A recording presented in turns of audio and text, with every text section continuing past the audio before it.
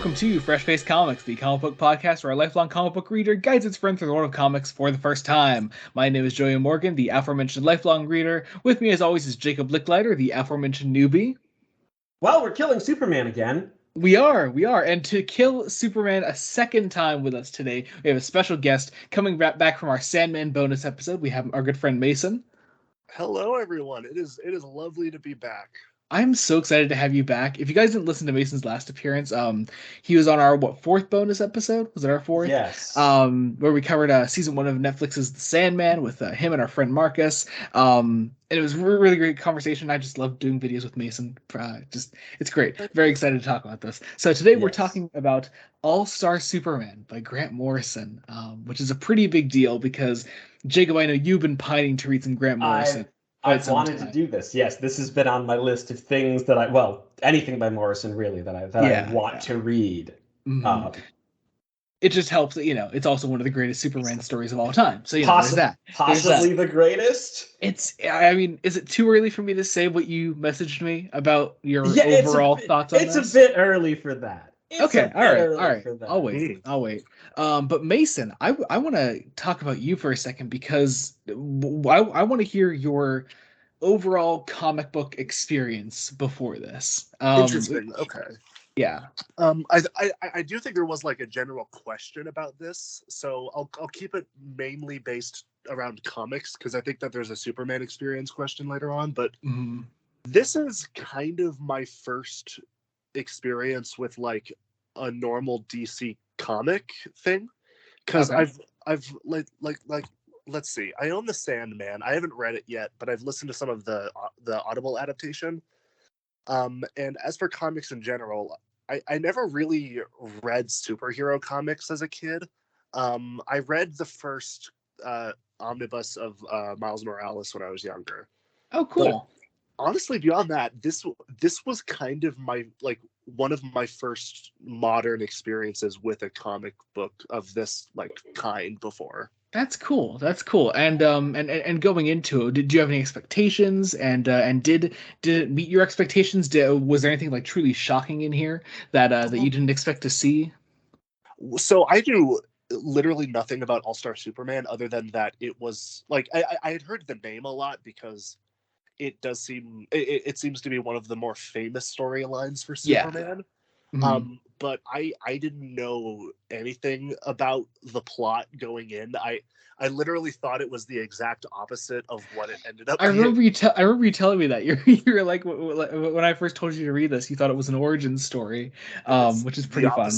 Yeah, literally the opposite. But I had first wanted. I think we had talked about having you guest on an episode back when we did the Sandman one. And I wanted to find something in our schedule that was a pretty good first comic for somebody, and it would just be a really interesting discussion to have with you. And I thought this was a great choice, so I hope you enjoyed it. But more on that later. So, passing it over to Jacob. Jacob, what is All-Star Superman about? Okay. So, it is both textually about Superman having basically one last adventure before he is set to die. But metatextually, it is Grant Morrison essentially writing their thesis on why Superman exists and why Superman is so great. And if we're looking at both of those elements, they both intersect in some really, really interesting ways. Especially because there's just so much. This is reflecting on Superman from his first appearance in Action Comics #1 back in the 1930s, all the way to the then present day of 2005 when this started, and then eventually 2008 when this finished. And for what, as far as I know, the All-Star range was supposed to be. Now there are of course two releases. This one was the only one that finished. Yes, because there was another All-Star book in 2016. But yeah, so in this case though, like yeah, what the All-Star line was originally meant to be was just let's get some massive names in comics and get them to take on a really famous character. Specifically in the All-Star Batman and Robin case, they're like, let's take names that are known for this character, whereas Morrison wasn't necessarily known for Superman at the time. But of course, eventually Morrison would become very synonymous with the character. Had a really great Action Comics run eventually in 2011. But at the time, Morrison wasn't necessarily associated with Superman, nor was Frank Quitely, I believe. No. But they very much they make a great team specifically for this character and the characters surrounding Superman. And for both of them, you can really tell this is all right. We have a chance to tell a Superman story, so we're going to tell it as if this is our only chance. Yeah, this is the Superman story, Yeah. Despite being in such a specific circumstance, though, it's killing off Superman, but in a way that feels still very welcoming, still very, this could be, and in Mason's case, it is someone's first Superman comic. Yes. Yeah. So I think it works both ways, and it's fantastic. I think what especially works, and what works well, is part of the fact that it's out of continuity. You're not. This is another potential Superman death. There are definitely homages and bits referencing Alan Moore, just because it's Alan Moore. And and the two famous Superman stories Alan Moore wrote. But it's also just let's reference as many things as we can and show the world why this character works, and why you should actually pay attention to Superman, and why DC should always have more than one Superman book running at a time. Indeed. Yeah. Actually, I'm curious, Mason. Did you know anything about Grant Morrison going in as a writer? No, I had heard his name around. I didn't know if he was actually no. I think I had heard his name bounced around by you guys specifically, like talking about he was good. But beyond that, I had no idea like what he wrote or like what kind of stories he wrote. Like I didn't know if he was like a character based or like a plot based writer. And like for this one specifically, it seems he's very character based, which is something I'm very interested in. Yeah. So they got their start in Doctor Who comics. Yeah, which is why I was curious if you had ever heard of Grant Morrison, because they started by writing for the Doctor Who magazine comics for the Sixth Doctor. Have you ever heard of the World Shapers, the big Cyberman one? AKA the one where the Vord are the Cybermen. Yeah, that's the Grant Morrison one, and they do another one later on, with an old Jamie McCrimmon. But yeah, it's really interesting, and that's where they sort of like began their career and got into like big publishers then, and obviously they're a big name now. They were also tapped for writing an episode of Series 8 of Doctor Who on television. Mm-hmm. And that episode was either replaced, depending on the source you go to, by Kill the Moon or In the Forest of the Night. Which for those listening who may not have watched Doctor Who, those are considered to be some of the most bad episodes of just all of that era of the show. So specifically Kill the Moon, I would say. Yeah, definitely. But anyway, shall we get into some Twitter questions? Yes, let's. All right. I want to start off on a pretty hard-hitting one. Jacob, I think I want to direct this one more specifically to you. This comes from Jamie at Jamie_season7. Did it make any of you cry? Yes. The end, issue 10. Not even the ending. Issue 10 made me bawl. Issue 10 is that's the Will one, right? Yeah. That one. And just how it ties everything up and could be the end of the comic. You'll see it when we get there. Like just it's a 12-issue series for those that don't know. Yes. So there's still 2 more issues that go after that. And they're brilliant. Mason, any tear-jerking moments for you, Mason? Same with that, honestly. Like the issue 10 was a big one. I would also say partially issue 6, which is the one with Pa Kent. Oh, Funeral in Smallville. Yep. That one really hit because I wasn't like there's a level of like consequences that you get with like any story that has an end point. Mm-hmm. And like I didn't really realize it until that specific issue, because I'm like, oh shoot, yeah, they could just kill people because it doesn't matter to main continuity. Yeah. So yeah, interesting. And I would agree definitely in issue 6 there. I'm not sure if there are any other big moments though in the story for me. Other than like those two maybe. Um, and then Jamie's next question says, "Are you going to read All Star Batman and Robin next?" A very confident no on that front. Be sure to stick around to the end of the episode to find out what we are reading next. Me and Jacob and another guest actually. So yeah, another guest, oddly enough. Can I actually ask about that? Is that one considered good as well? No. Okay. Despite having amazing art, it's drawn by Jim Lee, who's one of the best artists in the industry. It's written by Frank Miller. I don't know if you know anything about Frank Miller, but it. If you'd like to see why we have problems with Frank Miller, episode 30 is out now. I did listen to that, so yeah. Yeah, he's an issue. Yeah. So yeah, no, it's not very good. There is actually though a separate book called All Star Batman by Scott Snyder, which is very good. Anyway, Jamie also has another question, which says, "Is he Clark Kent?" Referring to Superman here. No. What's the consensus here? What do we think? He can't be. He clearly cannot be. They are so totally different. Lois Lane makes a pretty solid argument here. He's clearly an imposter. I'm going to shoot him with a gun. Next up, we have a question, a couple questions from our friend Rachel at Chell's Seashells. She submitted questions for each one of us individually, and then a question for all of us. So for Mason, based on this experience, what are your current thoughts on comics as a format? Ooh, okay. I'm very positive about it. I don't know how many comics are like this specifically. Like where it's like 12 issues, pretty like self-contained.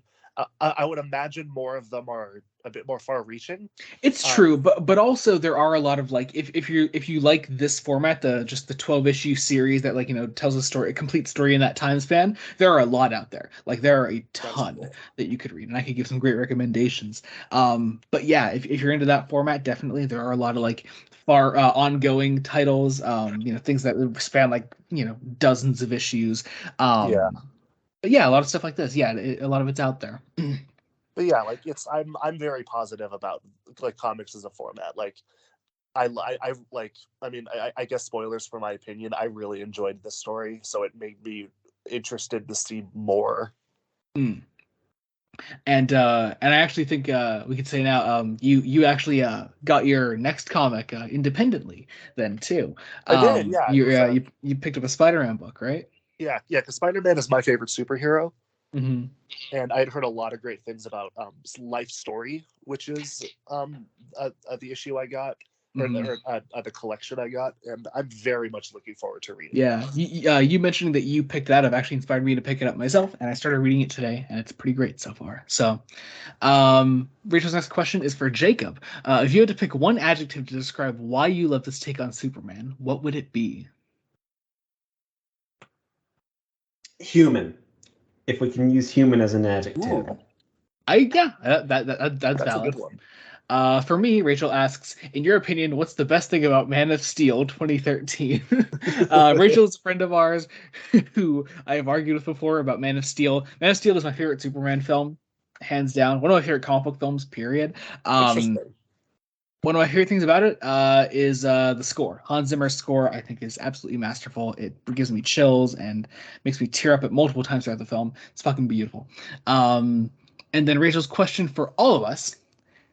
It's a couple questions, actually, here. It says, hey, now, is Superman an all-star? What are our thoughts on that? I hate where this is going. No, hold on. No, let's take this dead seriously. Is Superman an all-star? I think so. I think at this point he deserves the title of All-Star Superman. She then says, does he get his game on and go play? What do we think on that? No playing here. Yeah, I feel like at this point in his life he's taking life a bit more seriously. Yeah, I get you. She then says, "Hey, now is he a rock star?" I think sort of in the same vein as going in and playing. I don't think he's a rock star really. No. Yeah, All right, he's now. not very musically gifted as far as I can tell. Yeah, yeah. She then says, "Does he get the show on and get paid?" He gets paid at the Daily Planet. Yes. No, that's Clark Kent. I don't know if you could call that getting his show on, but I mean, a case could be made. I mean, he's very clearly like, I mean, he's presenting his writing to a public, which is like he's putting on a show for the newspaper reading. Like, yeah, there. yeah. She then says, "Is all that glitters gold?" Which is a pretty big question, I think. I don't think so, because there's quite a few bits of kryptonite here that glitter. That's true. I mean, some glitter is silver. Yes. And to finish off, she says, "And do only shooting stars break the mold?" Another big question, I think. There, asking the big ones here on this one. I mean, I mean, if we were to look at this metaphorically, then we could look at Grant Morrison as the shooting star breaking the mold of Superman comics, but I don't think they really do that. Like, they don't really break a mold; they just outline what the mold is and why it works. Okay, that's fair. Next up. Anyways, we have a question from Rules Panda at Jonathan787388610. I love that I get to say that name every now and then on the podcast. It's just really fun. Admit it, you all laughed a little too hard at the nature of Bizarro Batman, didn't you? The Bizarro issues are very fun. I love them. I think they're great fun, and that aspect of it, the whole Bizarro Justice League, is just it's great. And then, what are the chances of you covering Superman Red Sun in the future? That is a question for me personally, and I would very much like to cover it on the podcast one day. It may or may not be in the schedule somewhere. It probably is, knowing you. It most definitely is somewhere. As to how close it is, I will not say, but it is there someday. Hell yeah. Next up, we have a tweet from English Giraffe at English_Giraffe. Says the quintessential Superman story, in my opinion, practically perfect. Would recommend to people who aren't even fans of Superman. How was Mason first exposed to superheroes and comic books, and would you continue with Superman comics after reading this?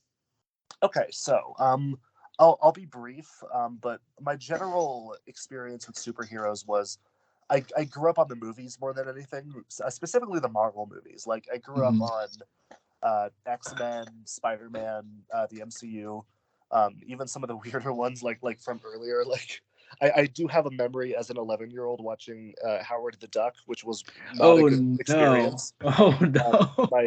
I was being watched by my cousins at the time, and they got rather yelled at because of that one.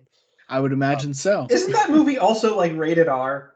Uh-huh. It should be. I think. Oh wait, no. It might not be because of when it came out.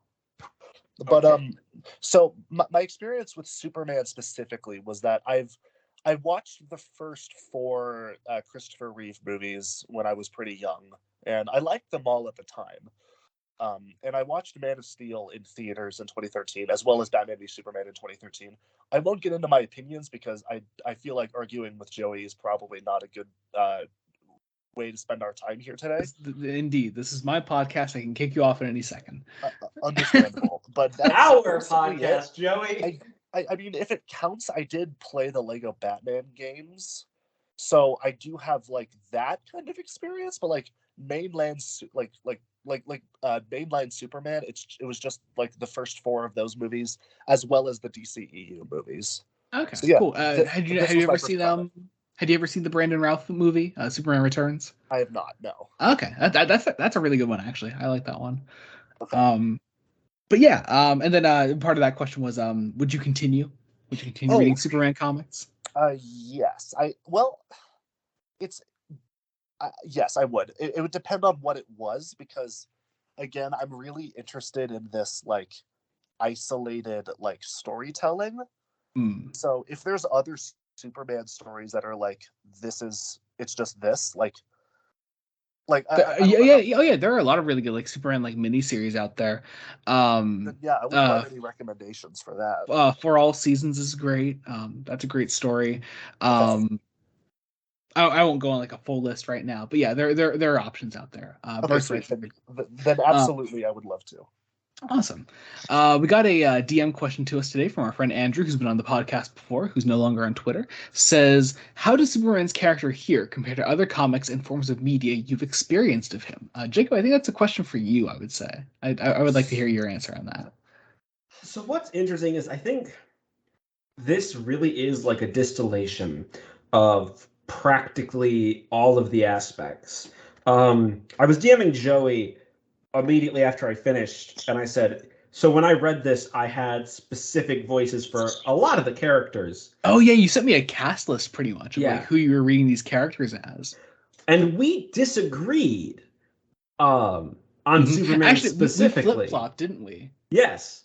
Because I thought, because you had said Dana Delaney for Lois in this, actually. Yes. And I thought she gave off much more of a Christopher Reeve movie, Margot Kidder type Lois in the way she was written here.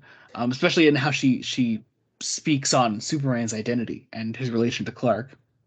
Meanwhile, you had Tim Daly, George Newbern as Superman, whereas I had Christopher Reeve. Yeah, which was pretty fun. And I'd argue they're pretty much every Superman actor, bar one, and it's the shit one, can fit. I could see sort of in the role here as a character. Because Morrison's script is very complex. Even a more contemporary Superman like Henry Cavill, I think, could fit a role like this. You know, and he was not the shit one I was referring to. I'm thinking of Dean Cain, right? Yes. Yeah. Okay. Yeah. But what's really interesting is that as we move into spoilers, because we're going to be moving into spoilers after these questions are done. Which we have so many, and I really do want to thank our listeners for sending in so many. I love it. Well, because it helps let us actually talk about the story without giving away plot details. Because this is one that's actually kind of hard not to spoil because the plot is so sprawling. And I'm sure that we won't really be covering every intricacy of this story because no, because we have a lot to cover. We have a guest, we don't want to dive in, super in depth with this one. Well, even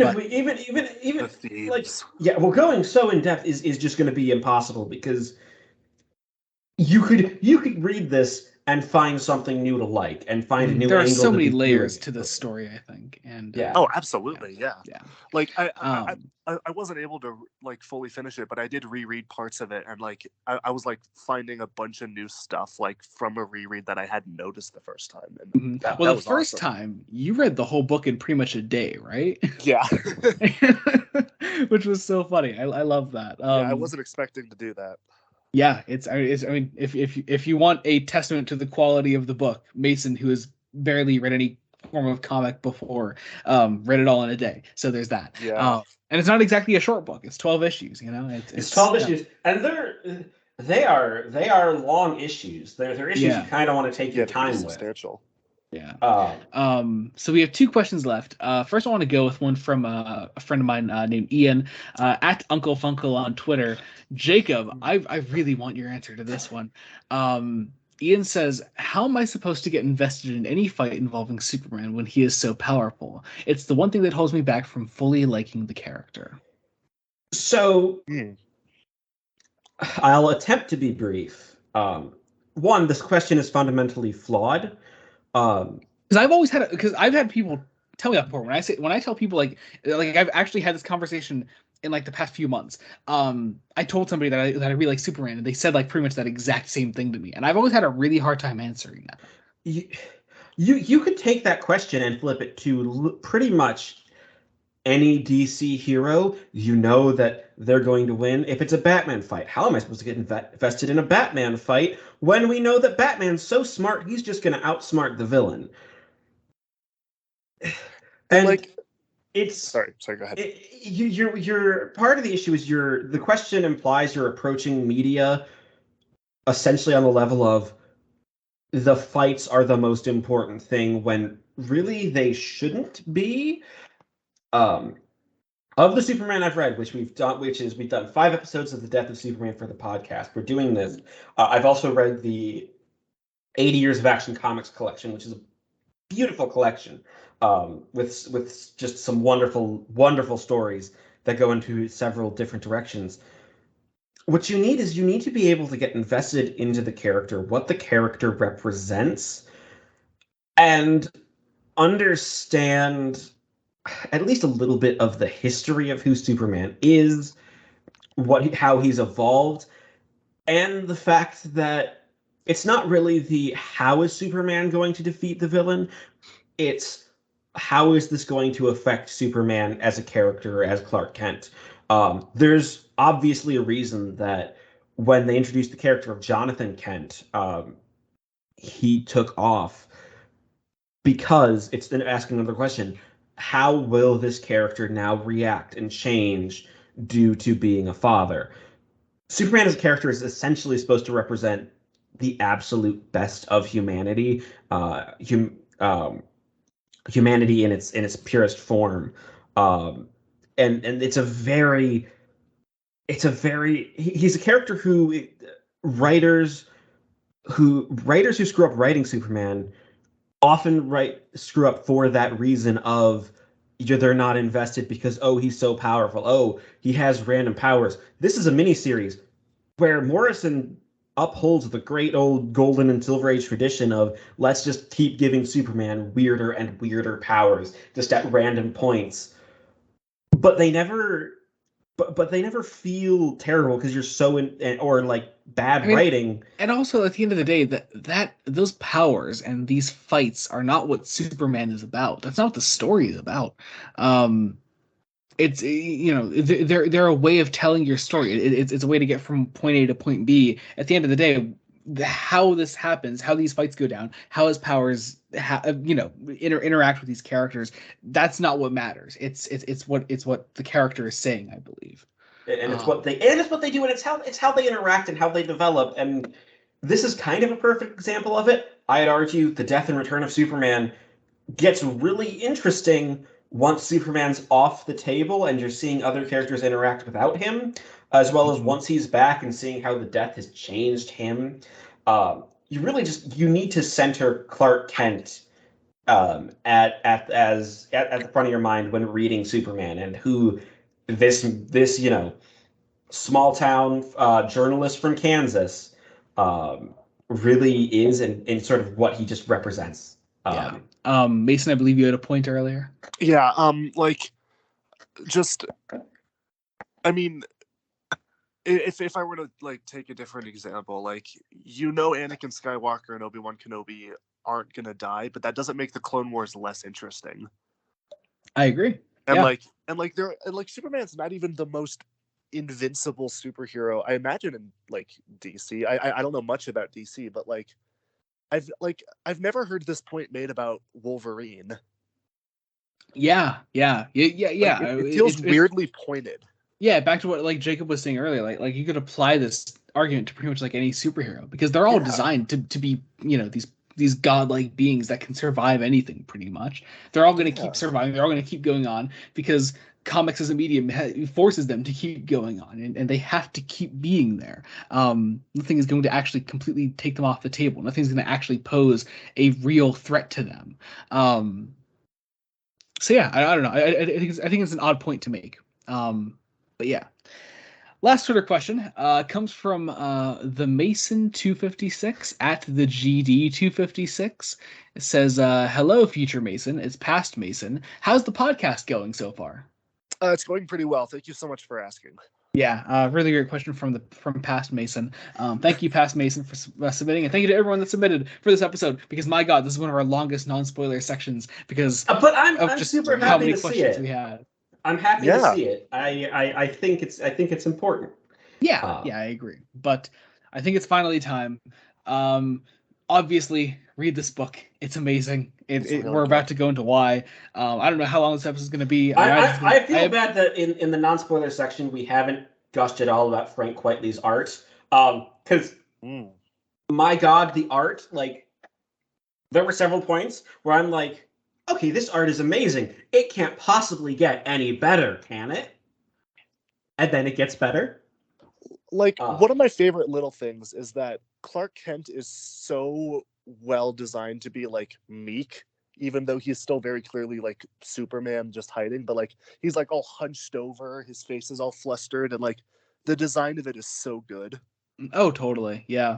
There's a great sketch page towards the back of this book where Frank Quitely draws like a side profile of Clark compared to Superman, and it's just like it's you see it like that's what the difference is. That's how the disguise works, you know. Yeah, Quitely is a really really gifted artist, and you really see that here. Yeah. Great book to show off his talents. Anyway, let's get into spoilers. I'm so excited to talk about this. So let's do it. if you're going to be if you book, you know, your last warning, we're going to be going into spoilers. If you haven't purchased this book, do it down below. You can get it in paperback and hardcover. It's an amazing ride. Also, you know, thank you if you're leaving now. Thanks for listening. And if you want to see what we're doing next time, skip to the end of the podcast where we'll reveal that, or check the description below. But other than that, let's do this. Shall we? Into issue 1 faster. And I love this first page. It's so good. It just like it tells you the Superman story in 4 panels in what? In 8 words. It's the Superman story. And I love that. I think it works so well. And we're already thrown just right into the action from page 2. Like, here's the Superman story, and the first thing we see after that is the thing that will cause his death. Yeah, it is. Yeah. It's a 2-page spread of Clark flying next to the sun, which is fascinating, just because we don't know anything that's happened yet. Mm-hmm. But it's a beautifully striking image. It's used as the cover for the DVD and Blu-ray release of the film version. Mm-hmm. And it's a gorgeous piece of art. And then stuff actually has to start happening. Yeah. There's like this weird so you have these people who are doing like a science like expedition into the sun, and then one of them is revealed to be a minion of Lex Luthor, who is at home with an 8-minute like delay, which I love that detail, like that there's like an actual delay as to like how fast he's able to control this thing. Because they're so far away. And it's revealed that he's at least partially working for the military. I think the idea is that like he was already locked up, but the military like took him out to like help them out with some sort of like science division that they were doing, and so he's part of that, and now he's used the equipment that they gave him to make this creature and to and to put these events into motion. Again, oh sorry, go ahead. And what's interesting is that this first issue's plot is kind of 3-pronged. We're cutting from the Ray Bradbury, which is the name of the ship, which for a ship that's going into the sun where it could quite possibly burn up, I love the name, the Ray Bradbury. That's awesome. But then you have Luthor in prison, where it's just it is just Clancy Brown's performance. Mason, I don't know if you're familiar with Clancy Brown's Lex at all. I'm not. Oh, he's the Lex of the Superman the animated series. Oh, nice. And the Justice League cartoon and all that. He is just Lex Luthor. Like he's perfect. And like I really do hear him like through and through in these scenes here. At the same time, Jacob, I guess your third point is all the stuff at the Daily Planet here, where we use like all the Planet supporting cast throughout the ages. Steve Lombard is here. Which is so great, and so is Cat Grant, and that's nice to see. That's great. Also, fairly unique designs for pretty much all of these characters. Which I love. I'm reading from the deluxe edition. And there's a good, 20 pages in the back of the deluxe edition that goes right into Morrison and Quitely's thought process when designing these characters. And it's beautiful. Also, the Planet being the one to basically expose Lex Luthor is amazing. Absolutely. And on these scenes with like Lex in the prison here, Lex's desperation is immediately apparent. I love this line that he has here about why he's doing all this, why he's betrayed the military's trust and all that. He said, 3 months ago, I looked in a mirror at those nasty little spider webs of lines around my eyes, and I realized something. I'm getting older, and he isn't. And it perfectly breaks down the Superman Lex dichotomy. You know, like why Lex hates Superman so much. Superman is perfect. Lex is a human. You know, Lex is the average guy that just hates Superman so much that he wants to do something about it. And we'll see so throughout good. the story just how much he's projecting his own insecurities onto Clark, and Mhm. onto Superman as separate figures and the same figure. Yeah. Oh, In absolutely. like there's a scene, again in issue 10 that I adore, just because it deconstructs even further who Lex is and what's actually happening with Lex now that his nemesis is dying. Yeah. And we have like we have Superman going in, basically demanding the hatch to be blown so he and the creature can be ejected into the surface of the sun. And we have the first Superman pulls a power out of nowhere Yeah. by extending his bioelectric field to pilot the Ray Bradbury away from the sun. And um, basically, after that, Superman is brought to Leo Quintum's moon base. Now Superman, I'm assuming you knew Mason already. He gets his powers from the sun and all that. Yeah. So what this has done is it has increased his power level so much that Superman is now stronger than he has ever been. But he took in so much solar radiation that he is now slowly dying. It is breaking down his cells, and it is going to kill him someday soon. And okay, can we take a minute to talk about Leo Quintum? He's Because lovely. I this was gonna ask, character, is this like a pre-made character, or was this this is a new? Morrison. This is an original character created for this comic, and Okay, yeah, got it. yep. I wasn't sure.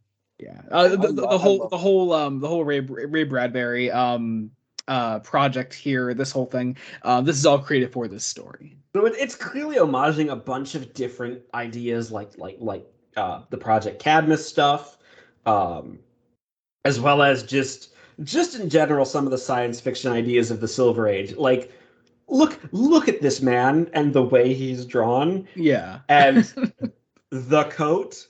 The Uh, coat, which in your cast, I got to talk about this.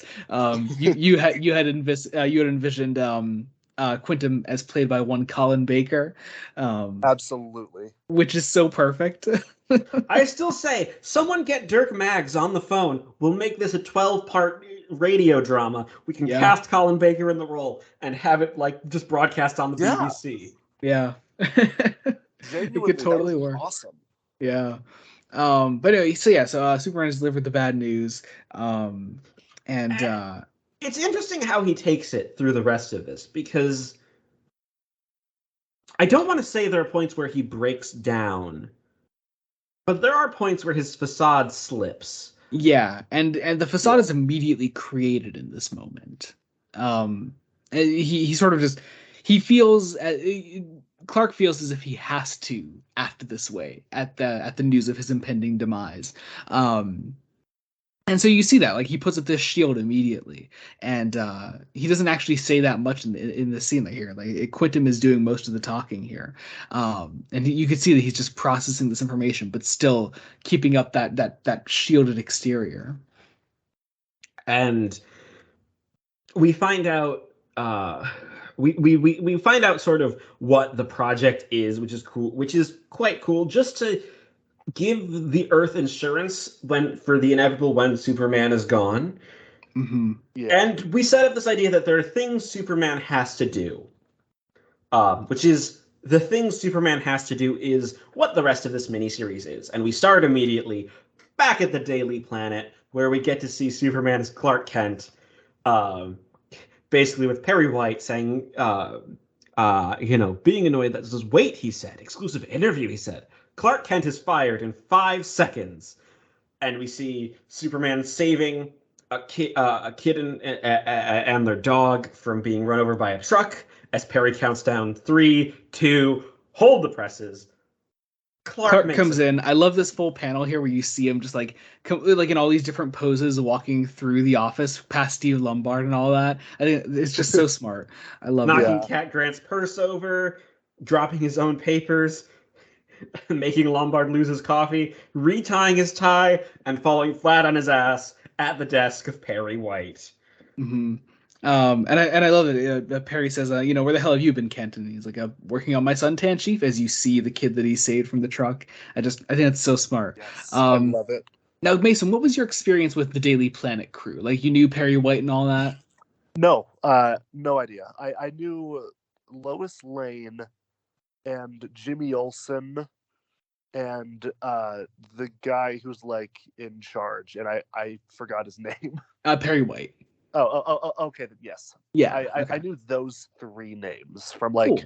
Cool. Steve Lombard is a fairly obscure character. Okay. Most people wouldn't know him. Cat Grant people might know more because she was a big part of the Supergirl show. People might have known her from there. Okay. But yeah. So Lex Luthor is arrested with a smile on his face. We roll the credits of the issue, which I love. I love how each of these issues is set up with these film style credits just so beautifully, and always at really important points. Yeah.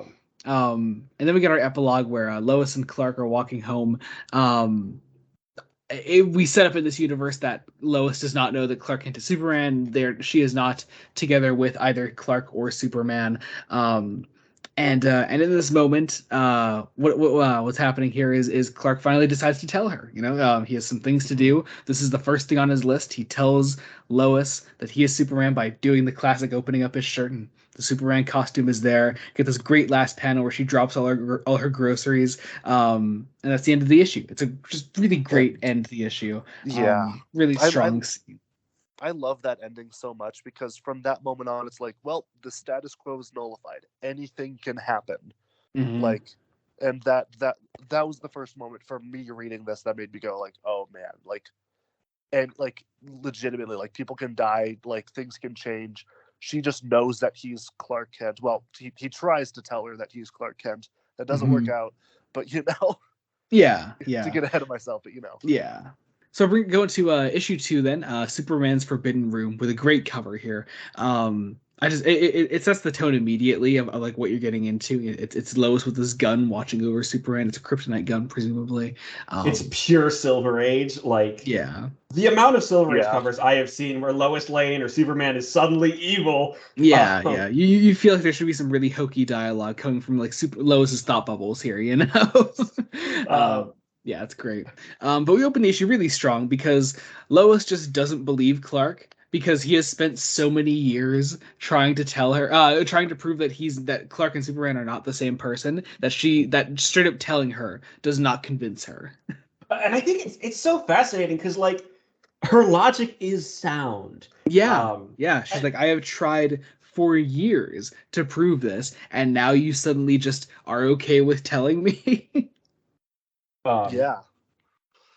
And she knows something has changed, and I think part of it is also she kind of knows that Clark is Superman, but also does not want to admit it to herself, and really won't admit it, even by the end of this comic, which I think is great. And what I find interesting is he doesn't tell her that he's dying.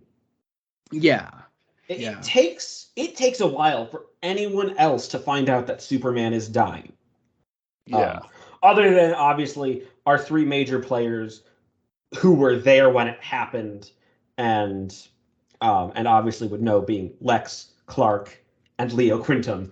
And I think that's just utterly fascinating on how Clark, just as a person, is not ready to open up with the fact that he's facing the end of his life.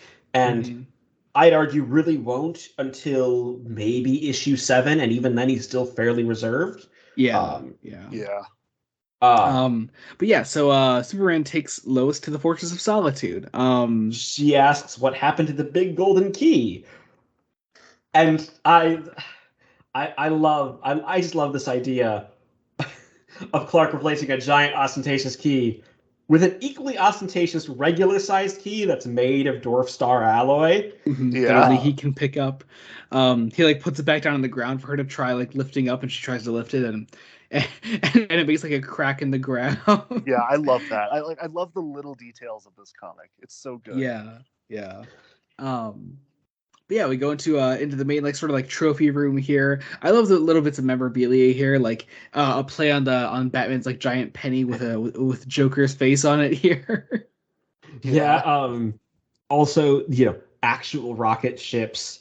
Of course, the Bottle City of Kandor, which is going to become very important later.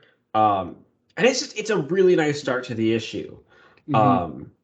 Especially since a lot of the first half of this is exposition, but really interesting exposition. Like we then get some exposition from Lois's perspective. I don't know what you think about this. Does it have something to do with my birthday tomorrow? Is this where it all turns serious at last? Is this where Superman's girlfriend finally gets what she always wanted? When we're married 15 years, when I'm sagging and he looks just the same, will he still meet me and say things like, "These are for you. I picked them on Alpha Centauri 4." Or it's just a sweet little moment. I love that. Yeah, it's so good. It's also so fascinating paranoia because he shows her Supermen of the future or super people of the future. He's found a way to contact future versions of Superman, people that will take up the mantle after him, people that will protect Earth in the same way that he has. And that's just nice to see. We also get we get a nice setup for towards the end of the comic here. We meet Superman's Sun Eater, which I love. I just love that he has a Sun Eater just hanging around in the Fortress of Solitude that he feeds mini suns every now and then. It's really nice. That he treats like a pet. Yeah. Which is also, we don't actually see it. We don't see what it looks like, which I think is interesting. We also get Lois goes wandering off. And she goes into this laboratory where so Superman has a lot of like robot assistants doing a bunch of stuff, and in the laboratory, robot number 6 specifically seems to be doing something sketchy. Something. I'm actually curious what both of your thoughts were, like what you thought was going on in this room when you first read it. I was very at first I was like, is he like trying to clone himself? But then I saw the model and I'm like, okay, no, that doesn't make sense. And honestly, I had no idea beyond that. Yeah. I thought maybe a robot was gonna be going rogue because Clark even says, "Report for repair, please, Robot 7." Now, that's very clever setup for what's going to happen again way down the line. Yeah. And then we get this really nice dinner scene between the two of them. And every now and then we just switch to Lois's perspective, and it's colored completely in black and white. I just love that little detail, as Lois says in her inner monologue, towards the end of the scenes. It was the first time I'd really seen our whole freakish relationship in stark black and white, and I just love that. I think it's a really smart way to lay out this page, or these 2 pages, I guess. Really and here's where she's also really sarcastic, expecting all of her friends to pop out and yell "Happy Birthday," and not just the two of them having a nice dinner on the Titanic. Which is really fun because all this is actually for her birthday eventually. Yeah, but just like seeing her, like her paranoia, it just because Superman is planning something just so simple for her, and she's blowing it out of proportion in her head, as Lois Lane tends to do, and it's just nice to see. Yeah, really great stuff. We get some great more inner monologue here, and then she meets another future Superman wrapped in bandages with a question mark on his for his symbol here. Which we'll see that later. It's also intercut with Clark dropping his glasses in sort of a symbolic idea of maybe I have to give up Clark Kent. and just be Superman for essentially my last time alive, which is quite sad. So Lois then picks up a gun. Because at this point she's very like freaked out because like everything around her is telling her that like something is wrong. Like Superman is saying he's Clark Kent. That can't be true. A robot was doing something sketchy in a room that she was explicitly told by Superman, you cannot go into this room. Like, and I think her first thought, I don't exactly remember, was like something took him over, if I'm right. It's very much, he's no longer the Superman I know. So she grabs this gun, and the issue turns into a horror movie for just a little minor second. Yes. With the door slowly opening. She fires. It says keep out Superman at work, which is just really funny.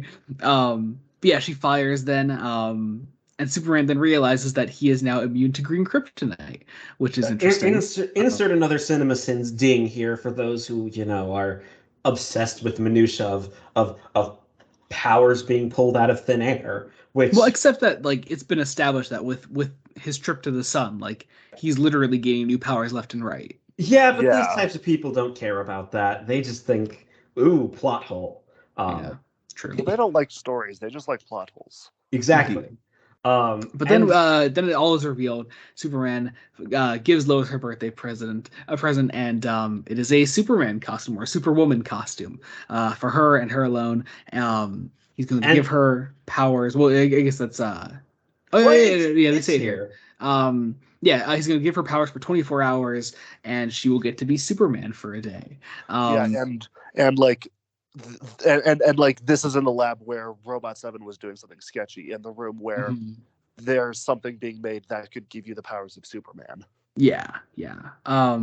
And so that's where we end off issue 2 here. We go into issue 3 here. And I think it's having such a great setup for issue 3. Issue 3 doesn't really surprise you with anything. It just tells a really nice story on its own. It really does. Yeah. Well, it's also, we're now entering sort of the section of the book where the issues get more episodic, but we have the problem where I personally don't feel like that you really should cut any of these issues. Even like issue 4 maybe is the most is the closest to filler, and we'll get there when we get there. But at this point, you can't cut everything because Morrison has built this tapestry. And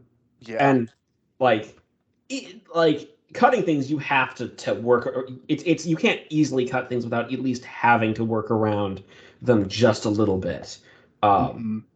Yeah, this like the one thing I love about this entire like 12-issue saga is that everything is so like interconnected and everything is right where it should be, and it just makes this like massive, like beautiful like painting of a story, which I think is really cool. Yeah, absolutely. It is a tapestry. So we go into issue 3. Lois takes her Superman for a day potion, and we go right into it. We have a giant red monster terrorizing Metropolis. Speaking very similarly to Doomsday in Death of Superman. One of my notes was, Morrison is kind of riffing on the Death of Superman. Just a little bit. Like this monster is literally saying Metropolis, like almost in the same way that Doomsday did. And I love. This was the first point where I'm like, so Quitely's art just keeps increasing in quality. Okay. That it does. Yeah. I also, we have these nice little asides just from the Daily Planet crew, including Jimmy's Superman watch. Yes. I have to know, Mason, did you know the Superman watch at all? No. Superman's pal Jimmy Olsen was once entrusted with a watch that if he should ever need Superman's help, he just flips the little thing on it, and he and Superman it's sort of like a signal that only Superman can hear, and Superman will be on the way. And it's just a nice little thing. It's fun. Cool. Yeah. Okay. They're all like these tiny little references because Morrison's a person who believes that everything is canon. Everything is canon. I respect that. And it's so, of course, you have little ideas like this popping up. But yeah, you also just have some great banter between Clark and Lois as Superman and Superwoman. Mm-hmm. Clark like first apologizes for like, there being like danger on her day as Superwoman, and she says like, I felt cheated if there hadn't been monsters. It's Yeah. great. Like, she's excited about this.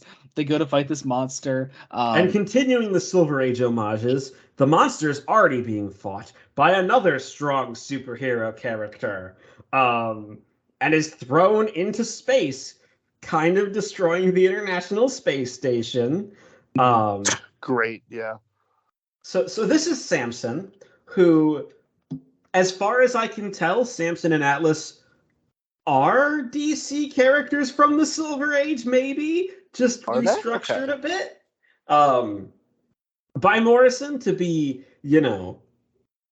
to be brought into the modern day a little bit, and since this is out of continuity, we can have them here, and the rest of this issue kind of follows almost like a plot, like sort of like a trope plot of, I'm guessing, what the comic Superman's girlfriend Lois Lane would be, with these two Supermen fighting for Lois's affection.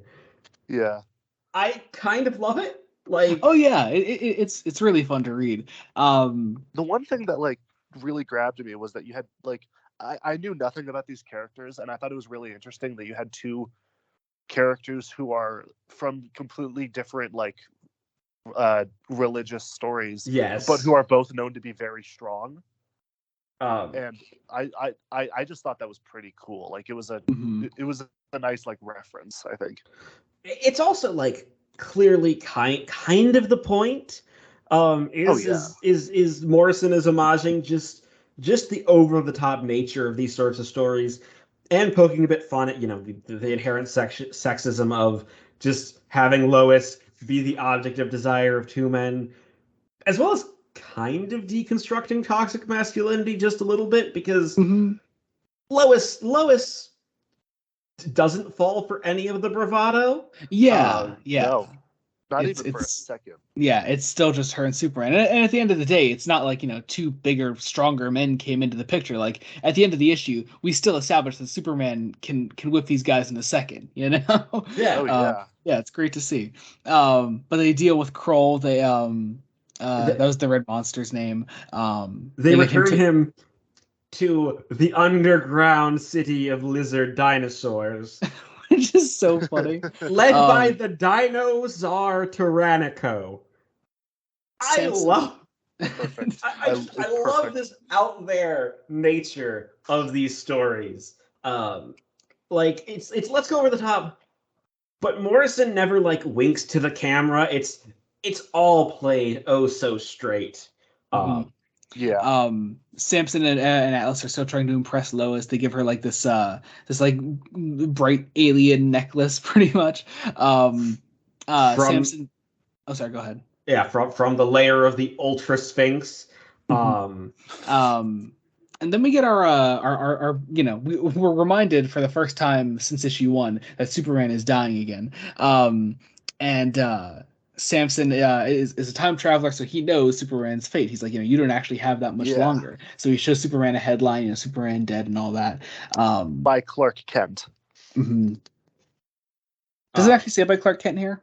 I think so. Does it? Or am I? No, not yet. It doesn't yet, but it's okay. It can be assumed. Yeah. But yeah. So anyway. We deal with that. This bit. Forgot about this bit. With the necklace. Because this what is this thing even? So,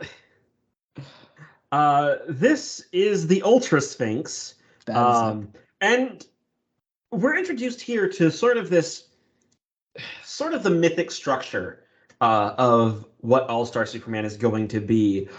Obviously taking its parallels from the 12 Labors of Hercules. I'm sorry, Joey, for the Greek mythology tangent that you're about to get. Jacob, I had enough of it. I mean, it's Atlas. Like, it makes sense.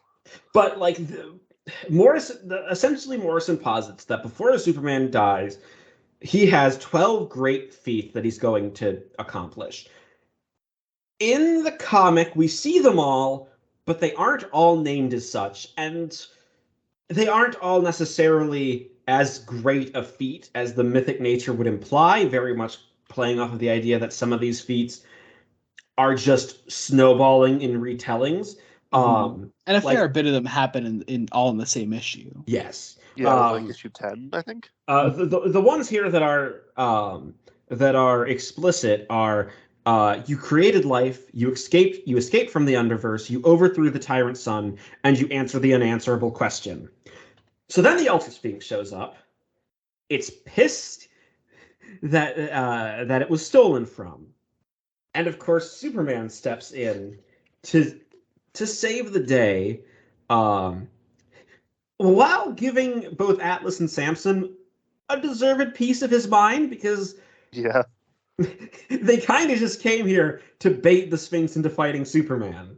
It's like, and what's interesting is that the solution isn't to fight it; it's to answer the unanswerable question, which is what happens when the unstoppable force meets the immovable object. And Clark comes up with the answer: they surrender.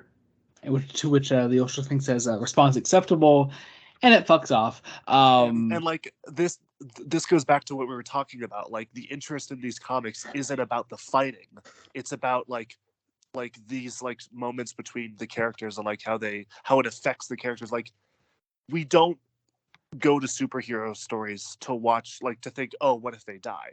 Yeah, we think like it's all these cool moments of like outsmarting the villain, because that's genuinely a really good answer. mm-hmm. Like, and I never would have thought of that in a million years. Yeah. Then the issue culminates then in this this final scene where Superman has enough of Samson and Atlas being assholes, so he's like, "Fine, I will win Lois." So he takes them both of them on in an arm wrestling contest at the same time. And Superman's like barely trying. He's literally whistling as he's holding them down. He literally twists Samson's arm, presumably breaking it. And Atlas is obviously beaten. It literally causes the little island that they're on to start like crumbling around them.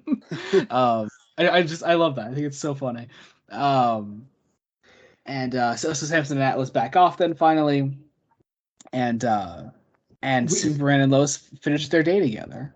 Yeah, they go underwater. They take a trip to the moon, and they have this very nice little final conversation on the roof, all about Lois coming down from the day and losing her powers, thanking Clark for letting me live in your world for a day. You do a really good Clark Kent impression. Almost had me fools. Where was Clark today anyway? And Clark is about to ask the question about specifically about him dying, but she falls asleep. So he takes her home, puts her in bed, kisses her gently on the forehead.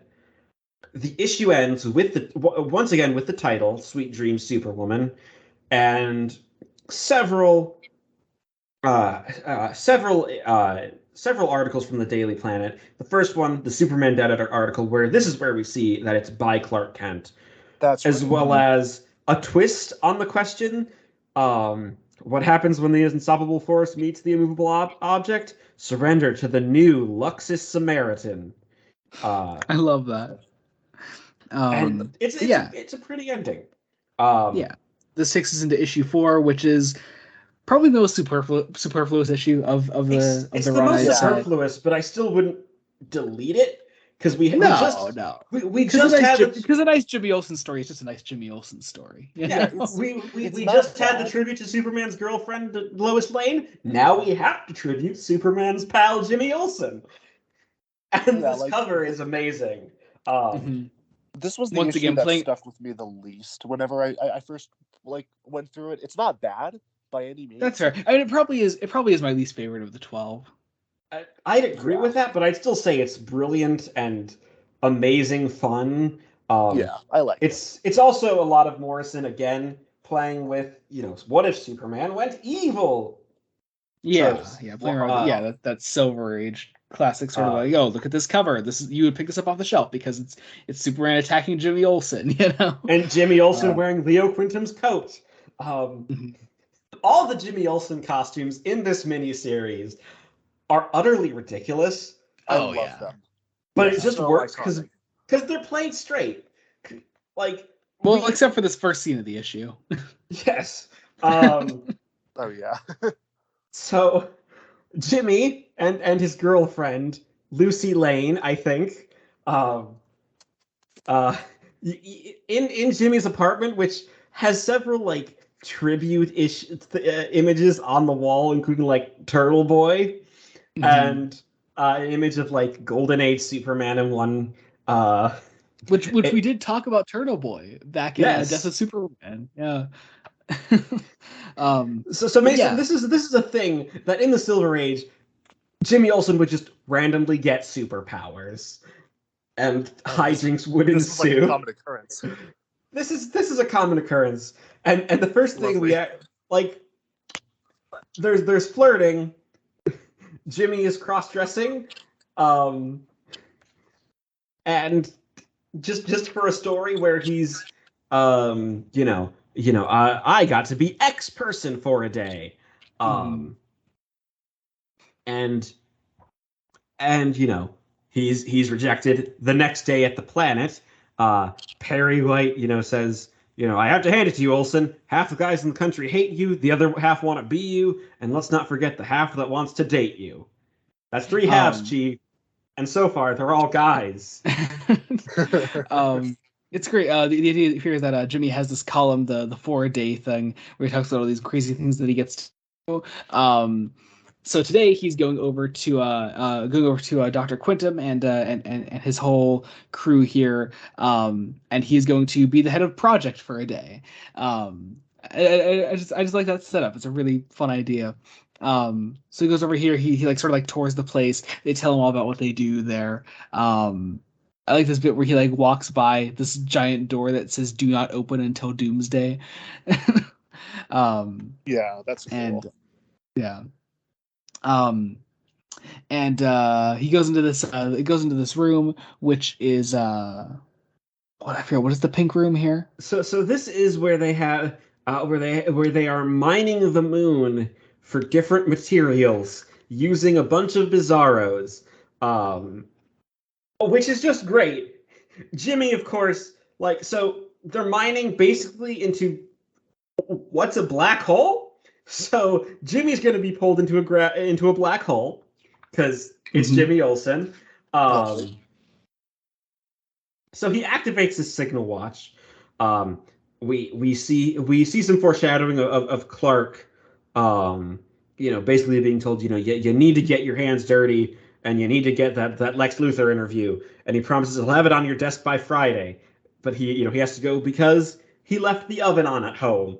So he flies up to the moon, saves his pal Jimmy, and then we can move sort of into the thrust of the comic, the discovery of the new Black Kryptonite. Which we slowly learn through this scene is turning Superman into Bizarro, pretty much. But specifically an evil Bizarro who can't be reasoned with. Now I have to know, Mason, what did you know about Bizarro? Bizarro popped up in Lego Batman 3, so I knew that it was like a weird, I remember that he would only say the opposite of what he meant. So it would be I am not going to kill, or me am not going to kill you. Yeah. And I knew that there was a backwards Bizarro Superman. But I had never seen a story about it. I had just seen stories in which it was also there. Oh, cool. Okay. So cool. So yeah. So Superman being exposed to the Black Kryptonite is slowly turning him evil. And his first act of evil is to laser his crest into the desk like a child. Yeah. I also like what they do with the speech bubbles here. How they slowly turn them gray and then make them black, and the dialogue turns white. It's really fun. Yeah. I like that. And then it slowly comes in and out as he's trying to fight off the effects of the Black Kryptonite. Jimmy's pretty much locked in a room with him this whole time. Superman starts attacking him here. He flies off, because this is on the moon, so he breaks a hole in the moon base, so all the air could be possibly sucked out. And he flies down to Metropolis. So Jimmy's trying to figure out a way to save his friend. And his pal, Jacob. Pal. Use the correct terminology. Okay, I will. and it turns out that there are 3 anti-Superman weapons that Superman helped create. One was powered by kryptonite. The other was the Phantom Zone, which which will shoot on Superman in like 5 minutes or whatever. Mason, I'm assuming you knew the Phantom Zone. Yeah, it was in the first 2 Superman movies. Yeah. Yep. Cool. And the third is Doomsday. So once again, we're homaging the death of Superman.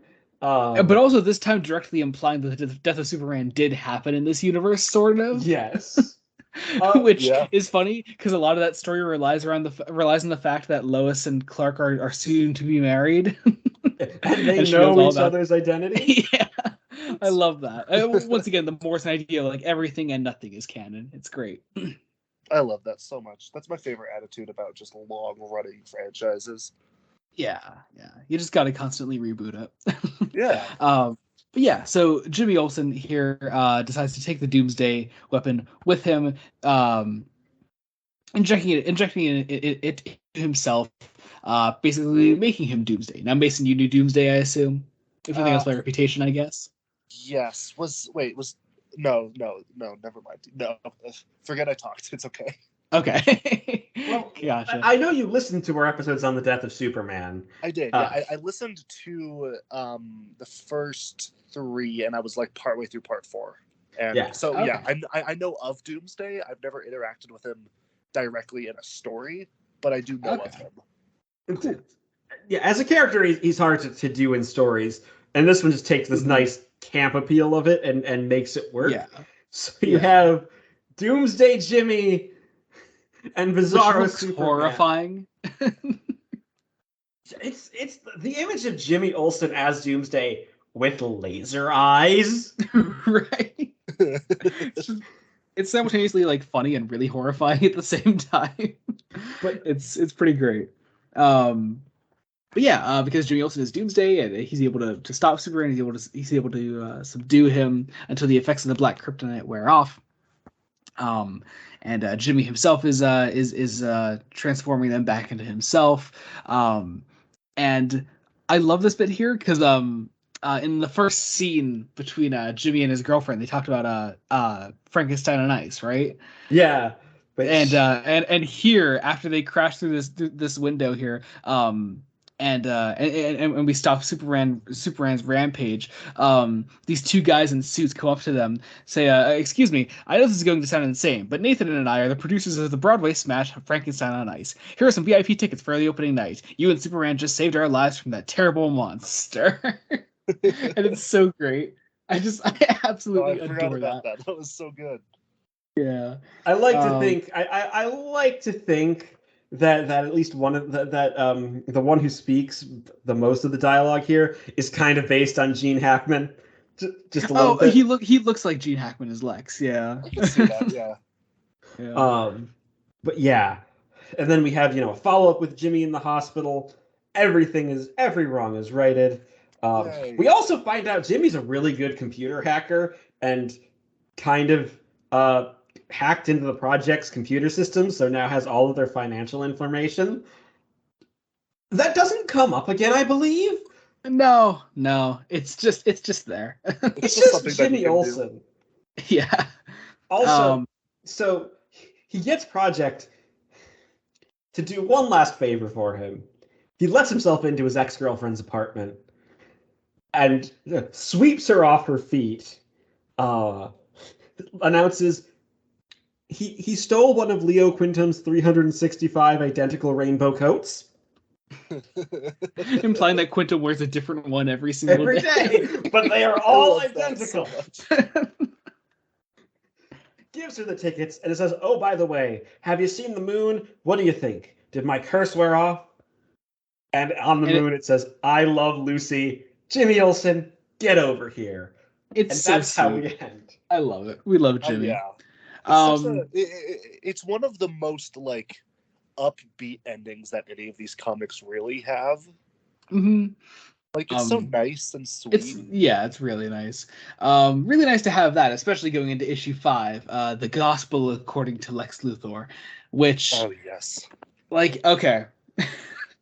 I know issue 6 is my favorite. I'm telling you guys that now. Like, issue 6 is my favorite issue of this comic, but issue 5 is like so close it hurts. I'm just a huge Lex Luthor fan. I love analyzing his character, and this is an issue just entirely about analyzing his character. We opened here on the sentencing of Lex based on what he did to Superman and hijacking project and all that. The judge is passing out his sentence. The first line here is Attila the Hun, Genghis Khan, Al Capone, Adolf Hitler, Lex Luthor. You freely admit that these vile and appalling criminals are the men you revere above all as heroes and role models. Your insane schemes have placed in jeopardy the lives of every man, woman, and child on this planet. Have you anything more to say before I deliver the verdict of this court? To which Lex says, Superman made me do it. He should be on trial here. and oh my that's God. Lex's line through the entire book. And it's such an Superman interesting made me do line. it. Yeah. Lex has literally convinced himself that he had no choice but to stop this great evil that is Superman. And I love this is the most I've ever experienced like Lex Luthor as like a normal human, because like I like him in the movies, but he's very much like a mustache twirly villain. But like being able to like experience his psyche and why he is the way he is was so interesting. And the fact that he's calm, cool, and collected, that whenever he smiles, even faintly, like on this page here where you get the title, you're creeped out. I think it's also just really important to at least mention the fact that Lex Luthor as a character is a capitalist.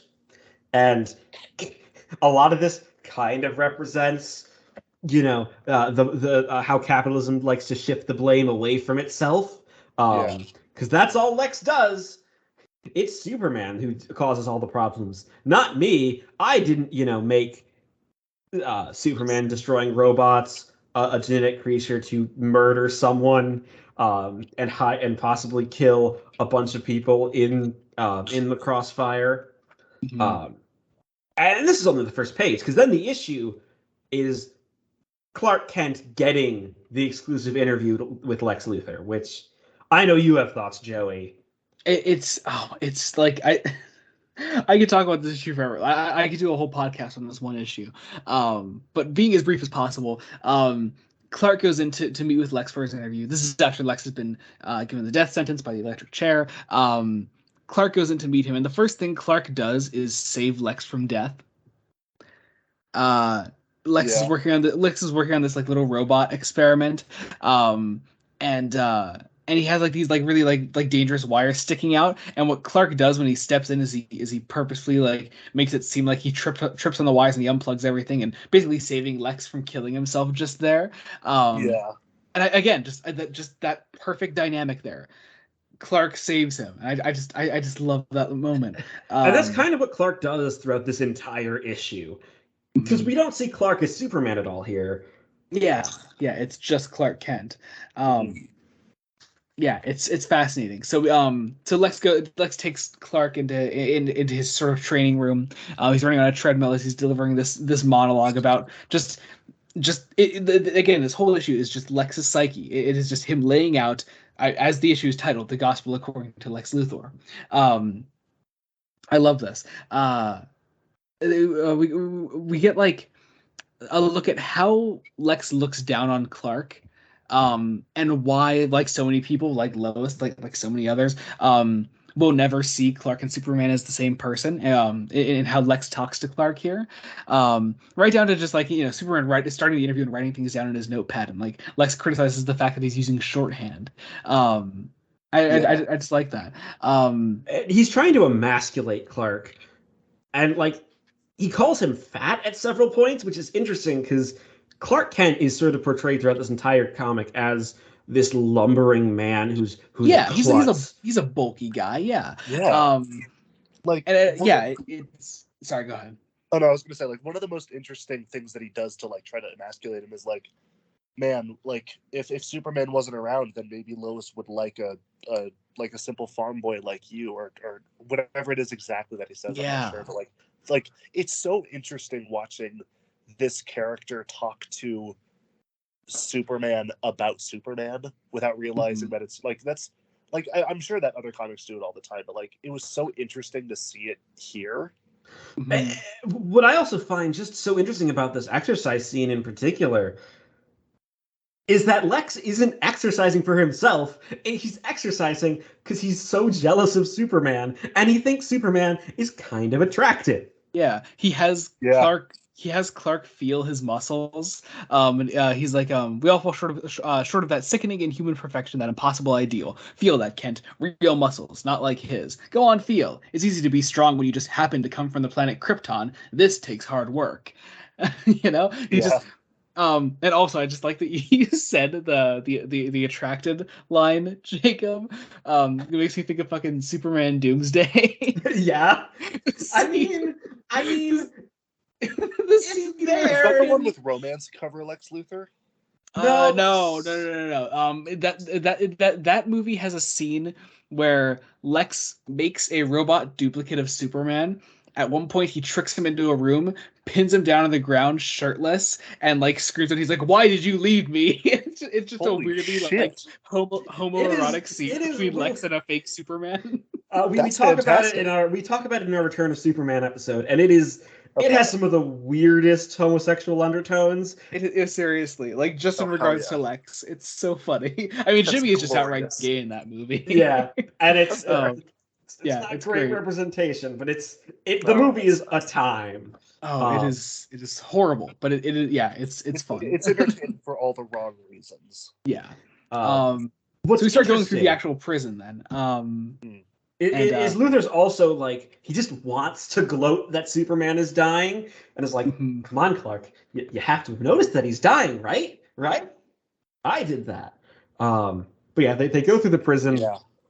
I love this idea of Lex, always the capitalist, always the one wanting power, thinks he's totally made it so that the prison is all of his underlings, basically. There's this, he also scorns Clark for, you have the eyebrows shape that beauticians call the Superman swoosh. Apparently 65% of men subconsciously trim their eyebrows that way to be more like him. Oh, it's so beautiful. I love that line so much. Then we also get an appearance from the Parasite here, who I love. Mason, I'm assuming you didn't know Parasite at all as a villain. Yeah, no idea. I was just like, oh, that's cool looking. Yeah, I mean, the comic lays out pretty well. It's just like, he can absorb the powers of anyone that he touches. Great adversary for Superman for obvious reasons. Yeah, it's cool. Anyway, it gets out because Superman is there and nobody realizes it. I love it. I love the way that these scenes are played, where like Clark is pretending to be like super nervous around him. Where he's like backing away, and Lex is like, you have nothing to worry about. You're Clark Kent. You're nobody. And I like the way that Clark keeps like just fumbling around saving everybody. These two guys that have guns that are trying to kill Lex, and like Clark pushes them away because he's like crying over this like tear gas that was tossed into the room. Just a really funny moment like that I love. He also just quickly at faster than a speeding bullet gets a lot of all the armored guards off of the island all quickly. And like he loses his glasses, rubs the tear gas into his eye, and uses that to basically use his laser vision to start clearing the tear gas. And then his freezing breath to basically freeze all of these men. And then all is like Lex still thinks that he's in control, when Lex could have died multiple times here, and Clark just keeps saving him. The Parasite is still rampaging through the prison, going after Lex. and Lex actually gets the upper hand here because the Parasite gets like trapped under all this rubble because the prison's sort of like crumbling. And Lex just like keeps kicking down Parasite because he wants that moment of power there. Yeah. It's a beautiful moment, just showing just how insecure he is. Also, it's during this scene where Lex loses his drawn-on eyebrow, and I just think that's really funny. Yeah, that he has drawn-on eyebrows, and they have the Superman swirl. Yeah, he is part of that 65% of men because he so clearly wants to be Superman. And then we get this great scene where Lex goes to show Clark what he's been working on. So I'm just reading off this line here. I've always liked you, Kent. You're humble, modest, uncoordinated, human. You're everything he's not. But you're just another weapon in my war against Superman. Watch how easily I make you, your paper, and the entire penal system seem completely unreliable. And then the inimitable Lex Luthor opened up the floor and shook hands with a baboon in a Superman suit. Evening, Leopold. At which point Lex opens up the door and shakes hands with a baboon in a Superman suit. We don't ever really get the explanation on why he wants a baboon in a Superman suit. It's just to make it all seem as pathetic as he thinks it is. Yeah. And then this book, this issue in particular, despite being as like perfect as it is, breaking down Lex Luthor's character, it's full of a lot of these like kind of funny moments. The funniest of which I think is the next page, when we meet Nostalgia, who is such a funny character. I don't know. I just love the way she's introduced. Lex is like, she'll take you back to the land of the living while I await the end. She's 18, speaks 30 languages, and wants to rule the world one day. Bless her. It's a really funny line. She's like, call me nasty. I don't know. I think it's so funny. And this is where we get another one of the sort of labors of Superman. This is escaping the underverse. This is the underverse. And all it is Clark being let out by Lex Luthor's niece. And again, sort of just to be that some of these great feats aren't actually all that great feats. It's just, getting Clark out. And then Lex reveals, what he thinks is his master plan here. He tells Clark, he's like, here's your story. I killed Superman. I'm the one that did it. He's dying because of me. So much. It's so good. These last couple pages are perfect. I think the reason why that specifically hits so hard for me is that as of that moment, Superman officially has no escape from his own demise, because as Superman he's dying, but as Clark Kent he has to write the newspaper article in which Superman is dying. Yeah. So he has to face it on all ends, and I love that. Oh man, and what a perfect time to end the issue and take us into issue 6, Funeral in Smallville. This is the issue where everything changes. This is where now Clark has to confront his death, and Morrison does it in such a fascinating way, which we'll see. This also might be okay, it's hard to choose a favorite cover. This is the best one. Yeah. I really like this one, yeah. Beautiful. And I love this first page. I just want to read this out straight. It's a young Clark Kent and talking to Pa Kent under the stars of Kansas, and he says, you maybe can't imagine how it was for us. Your ma and me, we'd been married, it must have been 10 years by then. And Lord knows, one thing after another, we both bitterly regretted that we couldn't have a child. You know me, Clark. I've never been much of one for sitting in church, but what else could I do? I came right out here and I prayed. I figured nothing would happen, but I had to try. Then one night, not long after, you came. Makes you wonder, huh? And it's such a nice opening line. I adore that. And these first couple pages then become sort of you just then see, a father showing pride in his son, while the shooting star that you've been tracking changes course and crash lands, and it's Krypto the super dog. Oh yeah, yeah, Krypto's here. Krypto. Everyone knows Krypto. Everyone loves Krypto. Even Dwayne The Rock Johnson loves Krypto.